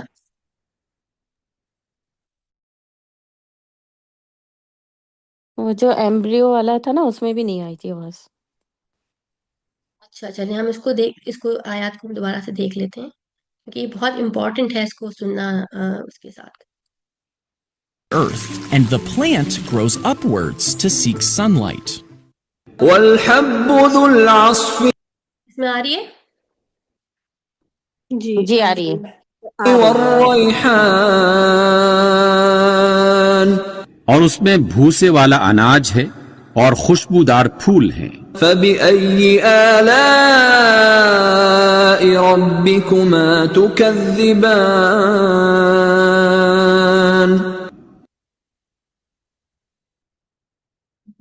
ایمبریو والی ویڈیو دیکھتے ہیں، وہ بہت امپورٹنٹ ہے.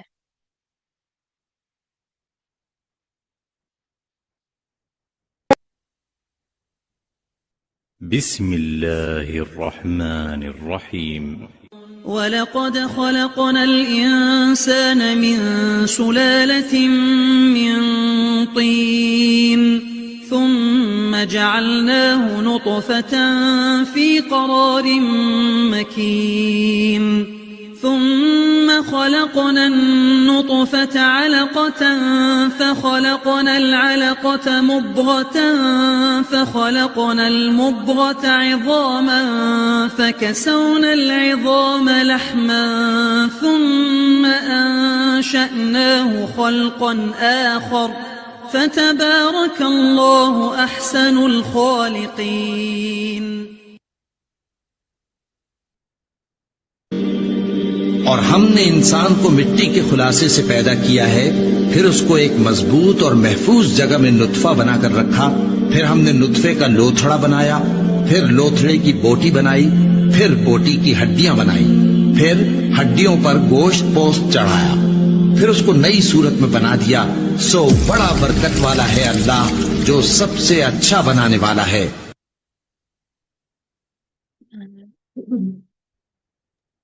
اچھا، ہم آگے چلتے ہیں. ہم کہاں تھے؟ ابھی ایک دفعہ اور دیکھ لیتے ابھی جو یہ کیا کہتے ہیں، ویڈیو کے ساتھ جو آیت آ رہی تھی نا، تو ایسا یعنی ہارٹ بیٹ تیز ہو گئی. ہیں. بالکل، مطلب آپ دیکھیں کہ ہماری حیثیت دیکھیں کیا ہے، کیسے اللہ تعالیٰ نے ہمیں پیدا کیا ہے، کس طرح سے اللہ تعالیٰ نے نطفہ بنایا، پھر نطفے کو رحم میں رکھ دیا، اور وہاں پہ اللہ تعالیٰ صورت بناتا ہے، ہڈیاں بناتا ہے. کس طرح سے اللہ تعالیٰ ہمیں جو تخلیق کے مراحل ہیں وہ پورے کرتا ہے.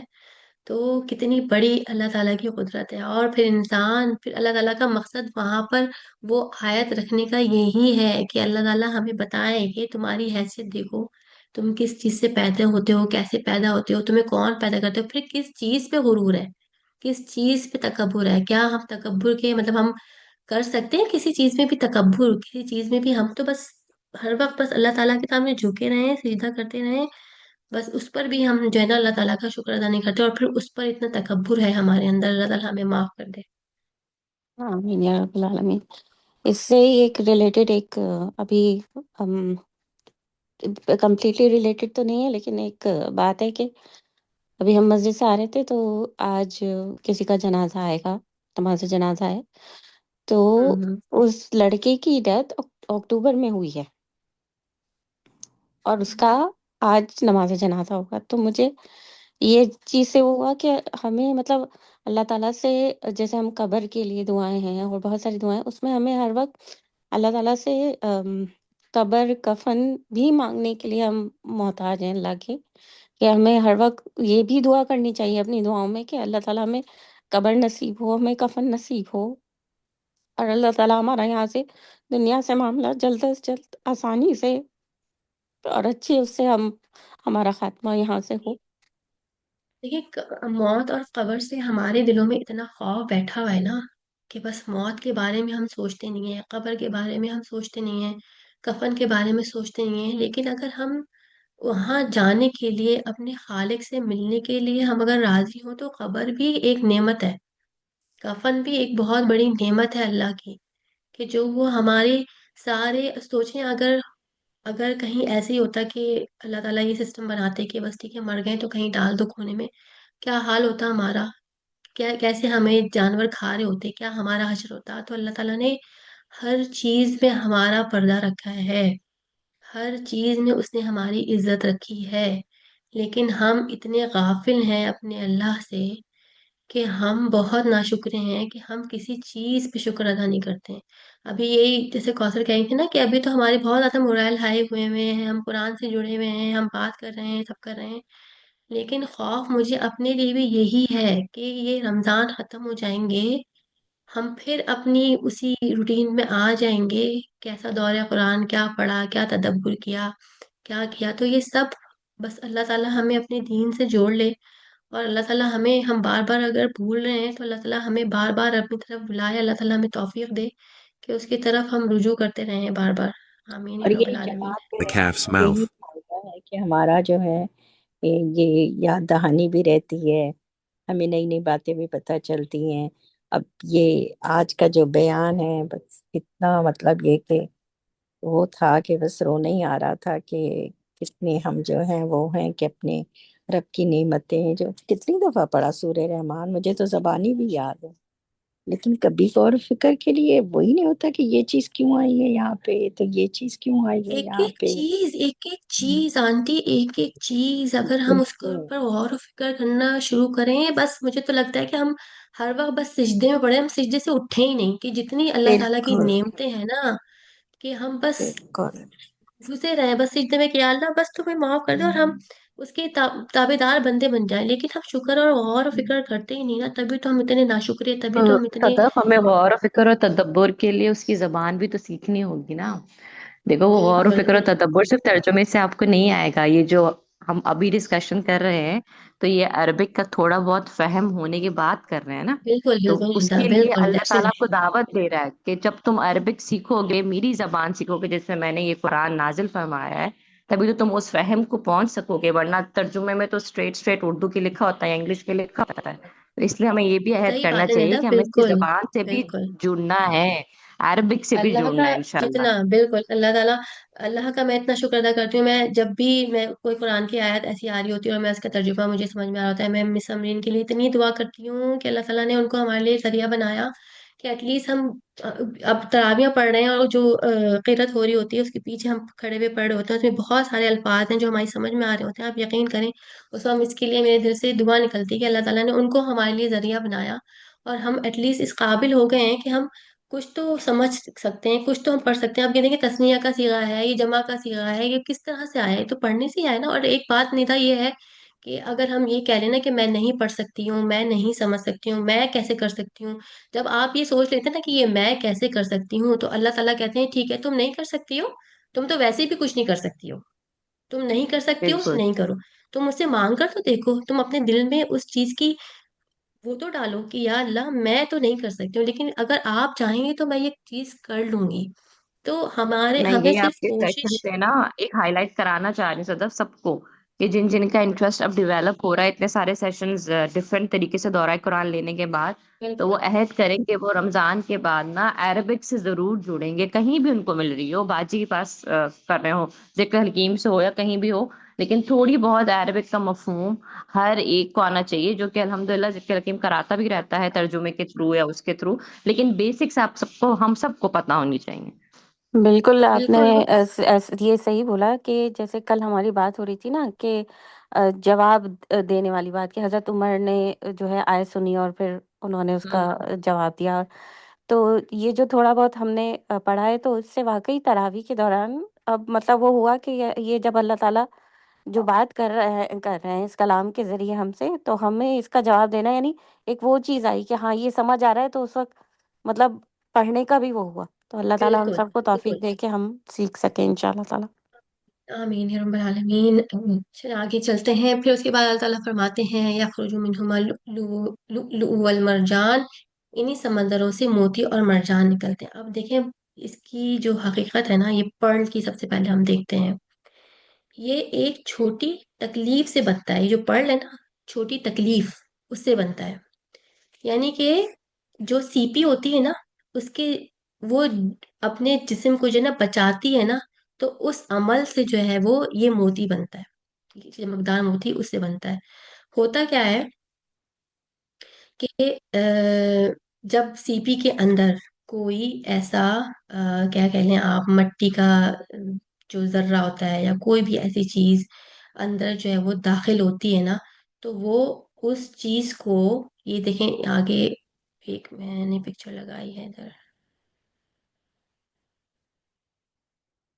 دیکھیں تو جب کسی سی پی کے اندر ریت کا ذرہ یا کوئی کیڑا یا کوئی اور ذرہ داخل ہو جاتا ہے نا، تو وہ سی پی جو ہوتی ہے اس کے اندر ایک جو ہے وہ مینٹل کو، اس کی جو مینٹل کو پریشان کر دیتا ہے، تو وہ پھر حفاظتی رد عمل کرتی ہے۔ تو اس تکلیف سے بچنے کے لیے نا، سی پی اس ذرے کے گرد ایک چمکدار جو مادہ ہے نا وہ خارج کرتی ہے، جسے نیکرے کہتے ہیں۔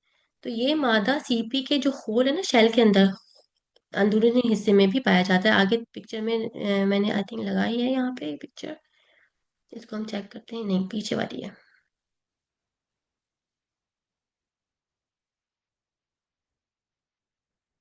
Calf's mouth. یہ دیکھیں، یہ جو رائٹ والی سائڈ پہ نا براؤن ہے، اس کے بعد پھر یہ جو وائٹ وائٹ تھنگ ہے، یہ ہے یہ نیکرے۔ تو جب اس کو تکلیف ہوتی ہے تو یہ وہ مادہ جو ہے وہ خارج کرتی ہے بار بار، اور وہ جو یہ نیکرے ہے نا کہ بار بار جا کے وہ جو اندر جو ذرہ داخل ہوا تھا اس کو جا کے وہ کور کرتا رہتا ہے۔ تو اس جو حفاظتی رد عمل ہے نا، اس حفاظتی رد عمل کے تحت جو ہے وہ یہ جو پرل ہیں وہ بنتے ہیں۔ تو سی پی اس ذرے کے گرد بار بار نیکرے کی تہ چڑھاتی رہتی ہے، تو یہ عمل جو ہے مہینوں بلکہ بعض اوقات سالوں تک جاری رہتا ہے، تو موتی پیدا ہوتا ہے۔ تو یوں وقت کے ساتھ ساتھ وہ چھوٹا سا جو ذرہ ہوتا ہے نا قیمتی موتی کی شکل اختیار کر لیتا ہے۔ تو یہ ایک جو قدرتی کرشمہ ہے نا جو سی پی کے دفاعی عمل سے بنتا ہے، تو اس کو عموماً تقریباً 2 سال یا 5 سال بنتے ہیں۔ ہم کہتے ہیں نا پرل کی، اور لوگ پہنتے بھی ہیں پرل، تو یہ وہ پرل ہے جو سی پی کی جو دفاعی عمل ہے نا اس سے جو ہے وہ ہوتا ہے۔ آپ مطلب الفاظ نہیں ہے ہمارے پاس نا۔ یہ دیکھیں یہاں پہ یہ نیکرے لکھا ہے نا، یہ جو آگے ہے یہ، تو یہ جو ہے وہ خارج کرتی ہے اس ذرے کو بار بار جو ہے وہ اس کو تکلیف ہوتی ہے تو وہ بار بار اس کے اوپر اس کو خول کو چڑھاتی ہے، تو اس کے سلسلے میں جو ہے وہ پھر یہ موتی جو ہے وہ بنتے ہیں۔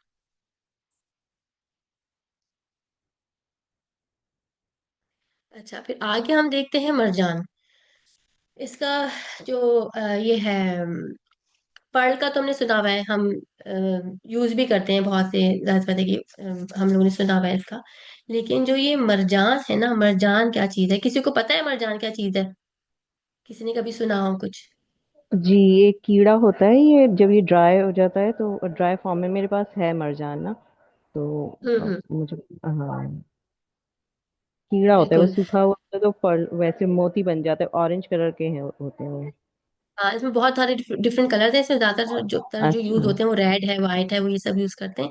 تو یہ سمندری جاندار ہیں، تو یہ پودا نہیں ہے، تو یہ ننھے ننھے جو جاندار ہیں نا پالپس ہوتے ہیں، تو یہ بڑے بڑے گروہوں سے بنتے ہیں، تو ایک دوسرے سے یہ جڑ کر بڑی بڑی جو مرجانی چٹانیں اندر اگر ہم دیکھیں تو وہ اندر جو بڑی بڑی اس کی جو ہے وہ چٹانیں بنی ہوئی ہوتی ہیں، جیسے یہاں پہ آگے اس میں آپ لوگوں کو نظر آئے گا، یہ دیکھیں یہ سارا مرجان ہے۔ اور پھر یہ مرجان یوز کس چیز میں ہوتا ہے؟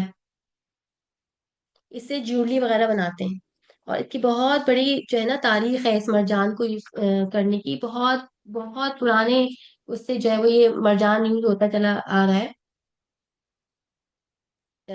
جو قدیم مصر میں بھی جو ہے اس کو یوز کیا جاتا تھا، وہ لوگ اس یہ کے زیورات سمندر میں بناتے بھی تھے، مل اور وہ حفاظت کی علامت بھی اس کو سمجھتے تھے۔ اور جو رومی تھے نا، یونان، ان کی تہذیب میں لوگ جو ہے وہ اس کو نیک بختی کی علامت سمجھتے تھے، بچوں کے گلے میں وہ حفاظت کے لیے ڈال دیتے تھے اور زیورات بھی بناتے تھے۔ اسلامی دور سے بھی ہمیں اس کی وہ ملتی ہے، اس میں زیورات بنائے جاتے ہیں، اس کی تصویر بنائی جاتی ہے، اور موجودہ دور میں بھی جو ہے وہ اس کو زیورات کے لیے اور سجاوٹ کے لیے جو ہے بعض جو ہے وہ ادویات میں بھی اور سائنسی تحقیق میں بھی جو ہے وہ یوز ہوتا ہے، کرنٹلی جو ہے یوز ہو رہا ہے۔ اس کے بعد ہم آتے ہیں اس آیت کی طرف، اللہ الجوال المنشآت فی البحر کالاعلام، اور اسی کے لیے سمندر میں چلنے والی کشتیاں ہیں جو پہاڑوں کی طرح نظر آتی ہیں۔ اللہ تعالیٰ ہمیں یاد دلا رہے ہیں کہ سمندر میں چلنے والے بڑے بڑے جہاز اس کی قدرت اور نعمت کا نتیجہ ہیں۔ یہاں پر دیکھیں کہ یہ تو ہم سبھی کو پتہ ہے کون سا جہاز ہے، یہ ٹائٹینک کی تصویر ہے یہ، جنہوں نے دعویٰ کیا تھا کہ یہ کبھی ڈوب نہیں سکتا، اور وہ پہلی ہی دفعہ جب انہوں نے اس کا ایکسپیریمنٹ کیا اور وہ پھر ڈوب گیا تھا۔ یہ دنیا کا سب سے بڑا جو مسافر پیسنجر جہاز ہے اس وقت کا، آئیکن آف دا سیز۔ اس میں ہر طرح کی سہولت موجود ہے، مطلب یو نیم اٹ، یہاں پہ ہر طرح کی سہولت جو ہے وہ اس کے اندر موجود ہے۔ اتنا بڑا جہاز جو ہے وہ ساری سہولیات لے کے پانی پہ چل رہا ہے، اور ہمیں بہت سارے اس میں دیکھیں، اس میں ساری اس کی یہ لکھی ہوئی ہے کہ اس کے اندر کیا کیا ہے۔ اس کے اندر تقریباً مسافر جو ہیں وہ 7,600 سے زیادہ ہیں، اس کا جو کریو ہے وہ تقریباً اتنے لوگ ہیں، تو تقریباً کریو اور جو مسافر پیسنجر ملا کے تقریباً اتنے جو ہے وہ لوگ یہاں پر اس میں آتے ہیں۔ اس کے بعد اس کا جو پورا کل جو ہے وہ لوگ اور جو کریو ملا کے تقریباً 10,000 کے قریب اس میں لوگ آ جاتے ہیں، ٹھیک ہے۔ تو اور یہ ایک جہاز پورے سمجھے چھوٹے شہر کی طرح، اس میں واٹر پارک بھی ہے، سوئمنگ پول بھی ہے، ہر چیز جو ہے وہ تفریح کی جو ہے نا اس کے اندر موجود ہے۔ تو یہ نوح علیہ السلام کی کشتی، یہ ہم سب جانتے ہیں، یہ نوح علیہ السلام کی کشتی ہے۔ آگے ہم دیکھیں بہت سارے اور دوسرے جو جہاز ہیں، جیسے وہ آئل ٹینکر والے ہوتے ہیں، کارگو کے جہاز ہوتے ہیں، کنٹینر شپ ہیں۔ یہاں پہ میں نے تھوڑی سی لسٹ لکھی ہے ان کی کہ کس کس طرح کے جہاز ہیں جو پانی کے اوپر چلتے ہیں۔ اس کے بعد ہم دیکھتے ہیں کہ یہ جو بحری جہاز پانی پر چلتے کیسے ہیں۔ تو یہ جو ہے نا بوئنسی ایک اصول ہے، جب کوئی چیز پانی پر رکھی جاتی ہے تو وہ پانی اس کے نیچے سے اوپر کی طرف ایک زور سے قوت لگاتا ہے، اور اگر یہ زور چیز کے وزن کے برابر یا اس سے زیادہ ہو جائے نا تو وہ چیز پانی پر تیرنے لگتی ہے، ٹھیک ہے۔ تو یہ اصول جو ہے وہ آرکیمیڈیز نے دریافت کیا تھا۔ نتیجہ ابھی میں آگے انشاءاللہ اس کو تھوڑا سا اور اس کو ہم تھوڑا سا آسان طریقے سے دیکھیں گے۔ جہاز پانی پر اس لیے نہیں تیرتا کہ وہ ہلکا ہے، بلکہ اس لیے کہ وہ بہت سا پانی ہٹا دیتا ہے اور اوپر اٹھ جاتا ہے۔ اس کو یہاں پر بھی دیکھیے، کیا آپ نے کبھی سوچا ہے جب کسی پتھر کو پانی میں آواز آ رہی ہے نا؟ آ رہی جی آ رہی۔ پھینکتے ہیں تو وہ آسانی سے ڈوب جاتا ہے، لیکن وہیں ایک دانو کے آکار کا جہاز پانی میں تیرنے لگتا ہے۔ تو آئیے آج کی اس ویڈیو میں 3D اینیمیشن سے سمجھتے ہیں اس کے پیچھے کے سائنس کو۔ دیکھو، یہ سارا کھیل ڈینسٹی کا ہے۔ جب ہم پتھر کو پانی میں ڈالتے ہیں تو اس کے اوپر ایک بوئنٹ فورس لگتا ہے جو ڈسپلیس پانی کے وزن کے برابر ہوتا ہے، لیکن پتھر کا جو اپنا وزن ہوتا ہے وہ اس بوئنٹ فورس سے زیادہ ہوتا ہے۔ لیکن جہاز کے معاملے میں ایسا نہیں ہوتا، کیونکہ جہاز کو اس طرح سے ڈیزائن کیا جاتا ہے کہ اس کے اندر بہت سارا خالی ستھان ہوتا ہے۔ اس کے کارن جہاز کا ایوریج ڈینسٹی پانی سے کم ہو جاتا ہے، جس سے جہاز تیرنے لگتا ہے۔ اسی لیے یاد رکھیں، ڈوبنے اور تیرنے کا سمبندھ سائز سے نہیں بلکہ ڈینسٹی سے ہوتا ہے۔ ایسی ہی ویڈیوز کے لیے چینل کو فالو کریں۔ یہاں پہ ہم اس کو دیکھتے ہیں، سمجھتے ہیں۔ سوئی ڈوب جاتی ہے مگر جہاز جو ہے وہ تیرتا رہتا ہے۔ تو سوئی کیوں ڈوبتی ہے؟ سوئی چونکہ لوہے کی بنی ہوئی ہوتی ہے، یعنی بہت بھاری دھات اور گھنی، اس کے اندر جو اس کی جو ڈینسٹی ہے نا جو ہوتی ہے وہ بہت گھنی ہوتی ہے۔ جب اسے پانی میں ڈالا جاتا ہے نا تو وہ بہت تھوڑا سا پانی ہٹاتی ہے، اسی لیے پانی کی طرف سے اوپر اٹھانے والی قوت جو ہوتی ہے سوئی کے وزن سے کم ہوتی ہے، تو نتیجتاً سوئی جو ہے وہ ڈوب جاتی ہے۔ جبکہ جہاز بھی دھات کا ہی بنا ہوا ہے مگر وہ نیچے سے کھوکھلا ہوتا ہے، ہالو ہوتا ہے، تو اس کی جو شیپ ہے نا ایسی ہوتی ہے کہ وہ بہت زیادہ پانی ہٹا دیتا ہے۔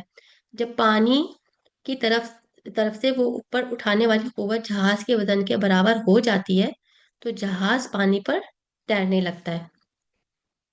تو یہی وجہ ہے کہ سوئی جو ہے وہ چھوٹی، بھاری، کم پانی ہٹاتی ہے تو وہ ڈوب جاتی ہے۔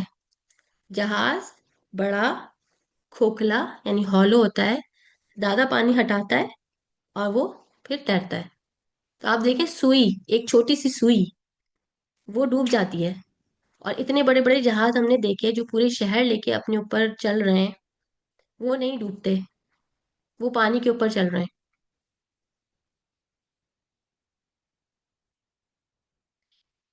پھر دیکھیں یہ ساری نعمتیں اللہ تعالیٰ نے ہمیں بتائیں، ٹھیک ہے، اور اس کے بعد پھر اللہ تعالیٰ ایسی کیا ڈینسٹی فرماتے ہیں؟ لکڑیوں میں بھی ہوتی ہے؟ اللہ ایسی تعالیٰ نے، ڈینسٹی جی ٹیچر، ایسی جی ڈینسٹی جی، لکڑیوں میں بھی ہوتی ہے؟ لکڑی نہیں، دیکھیں میں نے جو آپ کی بتایا نا، جو آپ اگر آپ اٹھائیں، دیکھیں سوئی کو، دیکھیں سوئی اندر سے بھری بھی ہوتی ہے، ٹھیک ہے، وہ ہالو نہیں ہوتی، سوئی اندر سے بھری بھی ہوتی ہے، اس لیے وہ وزنی ہوتی ہے۔ اسی طرح سے آپ لکڑی اٹھائیں، ایسی لکڑی جو اندر سے بھری بھی نہیں ہوگی نا، صرف اس کے اوپر سے کیا کہنا چاہیے اس کو، کہ کور سا ہوگا اور اس کے اندر وہ خالی ہوگی، اس کے اندر لکڑی نہیں ہوگی، تو وہ تو پانی کے اوپر رہے گی، لیکن جو لکڑی اندر سے بھری ہوئی ہوگی نا، وہ اندر ڈوب جائے گی۔ سمجھ میں آئی اس میری کی بات ایک فرحان مثال آپ کے؟ بھی دے سکتے ہیں، اس کی ایک مثال اور بھی دے سکتے ہیں، جیسے اگر ہم بچوں کے کھلونوں کی جو ایک پلاسٹک بال ہوتی ہے جس کے اندر ہوا بھری ہوئی ہوتی ہے، ایک اس کی مثال لیں، اور ایک ایسی میٹل کی بال کی ذہن میں لائیں جو کہ تسبیح کے دانے کی جتنی ہے۔ ایک بچے کی بال بہت بڑی ہے، ایک تسبیح کے دانے کی جتنی پوری دھات کی میٹل کی بنی ہوئی بال بہت چھوٹی ہے۔ دونوں کو اگر آپ سمندر میں ڈالیں گے تو وہ چھوٹی سی میٹل کی دھات کی بال جو ہے وہ زمین کے سمندر کے اندر چلی جائے گی، لیکن وہ بچے کی جو ہوا بھری ہوئی اتنی بڑی ہونے کے باوجود بھی وہ بال سمندر پہ تیرتی رہے گی۔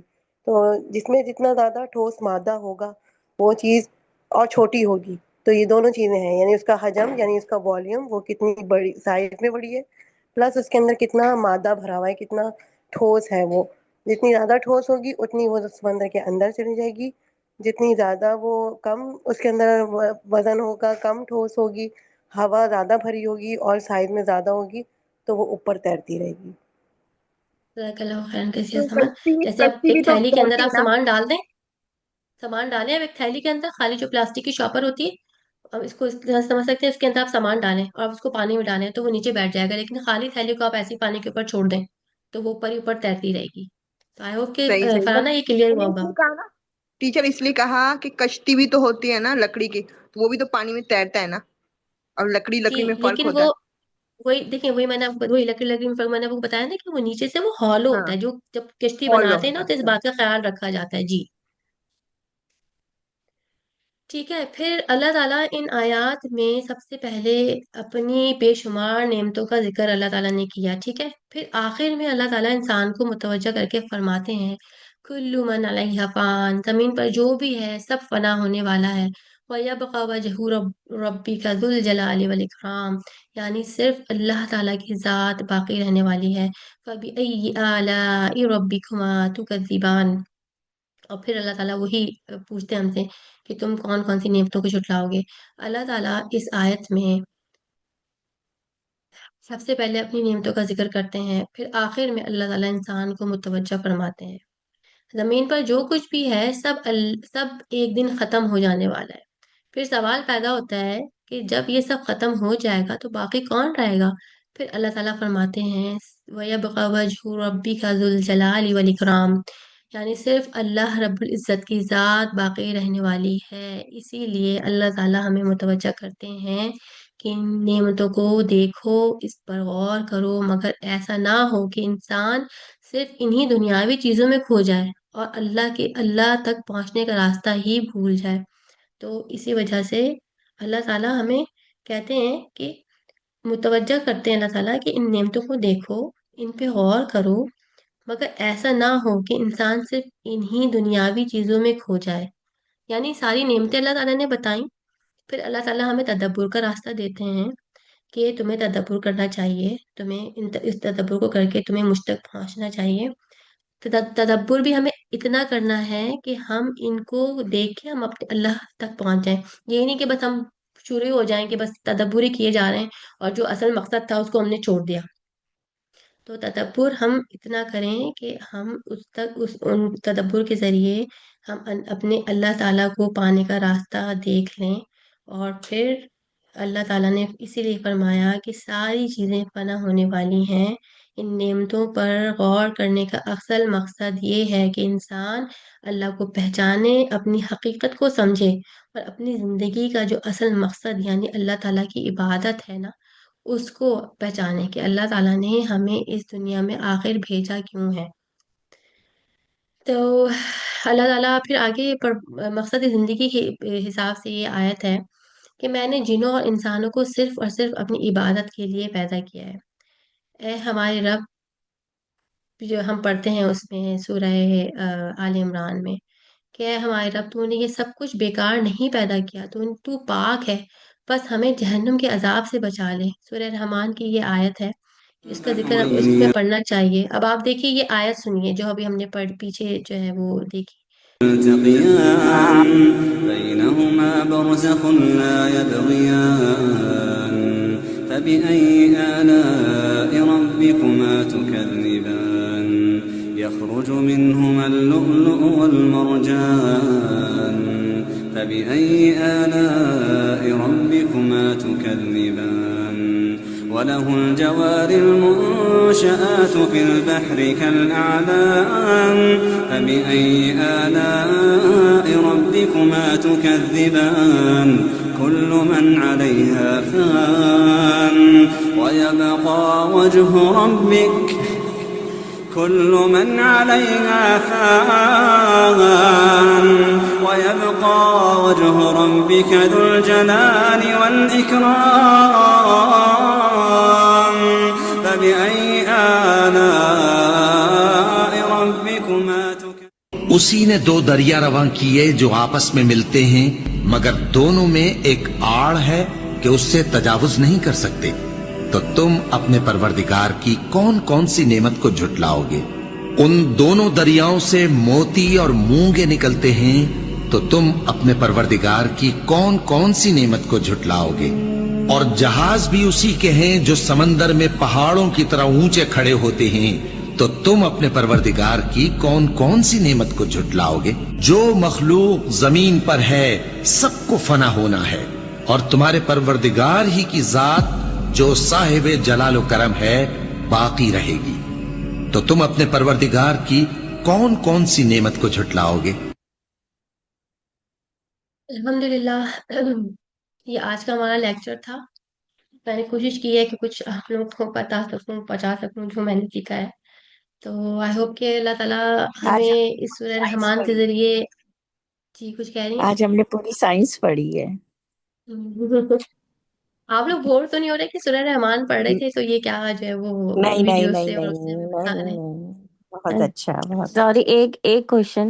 جی جو جی مرجان کا آپ نے بتایا کہ تو وہ چھوٹے جاندار ہے یا پودا ہے؟ مطلب یہ نہیں، مجھے پودا نہیں ہے، پودا ہوں نہیں ہے. دیکھیں یہاں پہ میں آپ کو دکھاتی ہوں. یہاں پہ میں نے کہا تھا یہ کہ دکھاتی ہوں. وہ جاندار ہے، پھر وہ کیا کہتے ہیں، وہ بھی موتی بن جاتے ہیں. یہ مطلب میں تھوڑا سا موتی نہیں بنتے، وہ ہوں جاندار ہیں. ہوں جاندار ہیں وہ، ٹھیک ہے، وہ موتی نہیں بنتے ہیں. یہاں پر دیکھیں میں اس کی سلائڈ لگا دیتی ہوں پھر آپ کو آسانی ہو جائے گی اس کو دیکھنے میں. موتی نہیں کہیں بنتے، وہ تفسیر آپس میں میں تھا مل کہ کے. کہیں تفسیر میں جی تھا کہ وہ جو چھوٹے جو مرجان ہوتے ہیں وہ چھوٹے موتی ہوتے ہیں، اور جو لولو ہوتے ہیں وہ بڑے موتی ہوتے ہیں. یہ اس دیکھیں طرح کا یہ جو ہے نا آپس میں مل کے نا چٹانیں بنا لیتے ہیں اندر. اس کو سرچ کر کے دیکھیے گا، آپ کو پھر نظر آئیں گی اس کی اور بھی ویڈیوز کہ یہ آپس میں اس پہ مطلب تھوڑا سا لا دینا، یہ میں سمندری جاندار ہے، شام کو یہ پہن پودا نہیں ہے.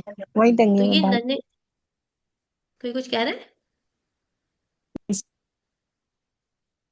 تو یہ پودا نہیں ہے، یہ جاندار مطلب سمندری جاندار ہے. یہ ننے نندے جو جاندار ہے تو ہوتے ہیں نا، پالپس جو ہوتے ہیں، تو یہ مل کے آپس میں یہ بڑے بڑے جو ہے وہ گرو بن جاتے ہیں. مجھے ویڈیو اصل میں ڈھونڈنا چاہ رہی تھی کہ اس کو کس طرح سے جو ہے وہ پھر اس کو باقاعدہ جو ہے وہ نکال کے اس کو پھر کاٹا جاتا ہے، تراشا جاتا ہے، اس کو مشینوں سے تراشا جاتا ہے. اس کے بعد پھر جو ہے نا وہ اس کی پرل تو دیکھیں، پرل ہم نے دیکھا، پرل تو وہ اندر سے بن کے ہی آ رہا ہے. آپ سی پی یو کھولیں وہ تیار ہوتا ہے. جو وہ تیار کرتی ہے اندر جو میٹل اس کے اراؤنڈ بھیجتی ہے، تو وہ پرل ویسے ہی تیار ہو کے ہمیں ملتا ہے۔ مرجان جو ہے یہ چٹانیں آپس میں مل کے جو ہے وہ یہ سمندری جاندار ہیں، مل کے یہ آپس میں میں اس میں تھوڑا چٹانیں سا بن جاتے ہیں۔ ایڈ کرنا چاہوں گی۔ یہ جو جی جی مرجان ہے نا، یہ بیسیکلی سمندر کا ایک یہ جانور ہے، اور جانور ہم اس کو اس لیے کہتے ہیں کیونکہ بظاہر جو ایک جاندار کی جو تمام چیزیں ہوتی ہیں کہ بھائی وہ ریپروڈیوس کرتا ہے، وہ لوکوموشن کرتا ہے، اور وہ کوئی 4-5 ہیں جو اس کی جاندار ہونے کی جو صلاحیتیں ہیں وہ ساری اس میں ہوتی ہیں۔ یہ ایک پوری کلاس ہے اس کی اینیملز کی، پوریفرا کہتے ہیں اس کو، اور اسپنج کی طرح کا دکھتا ہے یہ جب یہ لائیو ہوتا ہے، لیکن جب یہ ڈیڈ ہو جاتا ہے تو پھر یہ چٹانوں کی فارم میں سوکھ کے بالکل پتھر کی طرح ایک جگہ جمع ہوتا جاتا ہے۔ پھر جس طرح سے ہم ماربل کو توڑ کے نکالتے ہیں، اسی طرح اس کی بھی پورے پورے پتھر توڑ توڑ کے نکالے جاتے ہیں، اور پھر اس کو تراش کے اپنے حساب سے جس بھی قسم کا اپنے موتی بنانا ہے، نگ بنانا ہے، تو کرسٹل بنانے، وہ اس میں کنورٹ کیا جاتا ہے اس کو۔ جزاک اللہ خیرن کثیرہ۔ جزاک اللہ خیر کثیر سمن، میں یہی ویڈیو ڈھونڈنا چاہ رہی تھی لیکن مجھے نہیں ملی، تو الحمدللہ آپ نے اس کو بہت اچھے سے ایکسپلین کر دیا۔ تو آج کا ہمارا جو ہے وہ کلاس وہ یہی تھی انشاءاللہ تعالیٰ۔ اصل میں ایک چیز اور میں آپ کو بتاؤں گی کہ 4 دن کا تھا، لیکن 4 دن میں اس کو کور نہیں کر پائی، آئی ایم ریئلی سوری۔ اب ہماری 50 آیات رہ گئی ہیں، تو اس کو ہمیں 2 دن میں تقسیم کرنا پڑے گا، تو آپ لوگوں کو مجھے کل بھی سننا پڑے گا اور مجھے پرسوں بھی آپ لوگوں کو برداشت کرنا پڑے گا۔ نہیں، تو اور اچھا بجائے اچھا ماشاء اللہ مزہ آیا اتنا، تو ہم لوگوں کی دعا شاید قبول ہوئی ہے کہ اللہ تعالیٰ نے کہا کہ اس کو اور اچھے سے سمجھیں انشاءاللہ تعالیٰ۔ کیونکہ میں نے سوچا کہ میں اس کو کمپائل کر دوں ایک ہی دن میں، جو 50 آیات ہیں وہ کر دوں، میں نے کہا لیکن پھر وہ ہوگا کہ جلدی جلدی بھاگنا پڑے گا، کچھ ہماری سمجھ میں نہیں آئے گا، کیونکہ پھر آگے جو ہے وہ دوزخ کا ذکر ہے، جنت کا ذکر ہے، تو میں چاہ رہی ہوں کہ ہم دوزخ کا ذکر سن کے ہم ڈریں، لیکن پھر ہم اس امید کے ساتھ جنت کا ذکر دیکھیں کہ اللہ تعالیٰ انشاءاللہ انشاءاللہ انشاءاللہ اللہ تعالیٰ ہم سب کو ایک ساتھ جو ہے وہ جنت میں داخل کریں گے انشاءاللہ۔ تو اس لیے بجائے ہفتے کے سنڈے کو انشاءاللہ تعالیٰ ہم سورہ رحمان کو کمپلیٹ کریں گے انشاءاللہ، ٹھیک ہے؟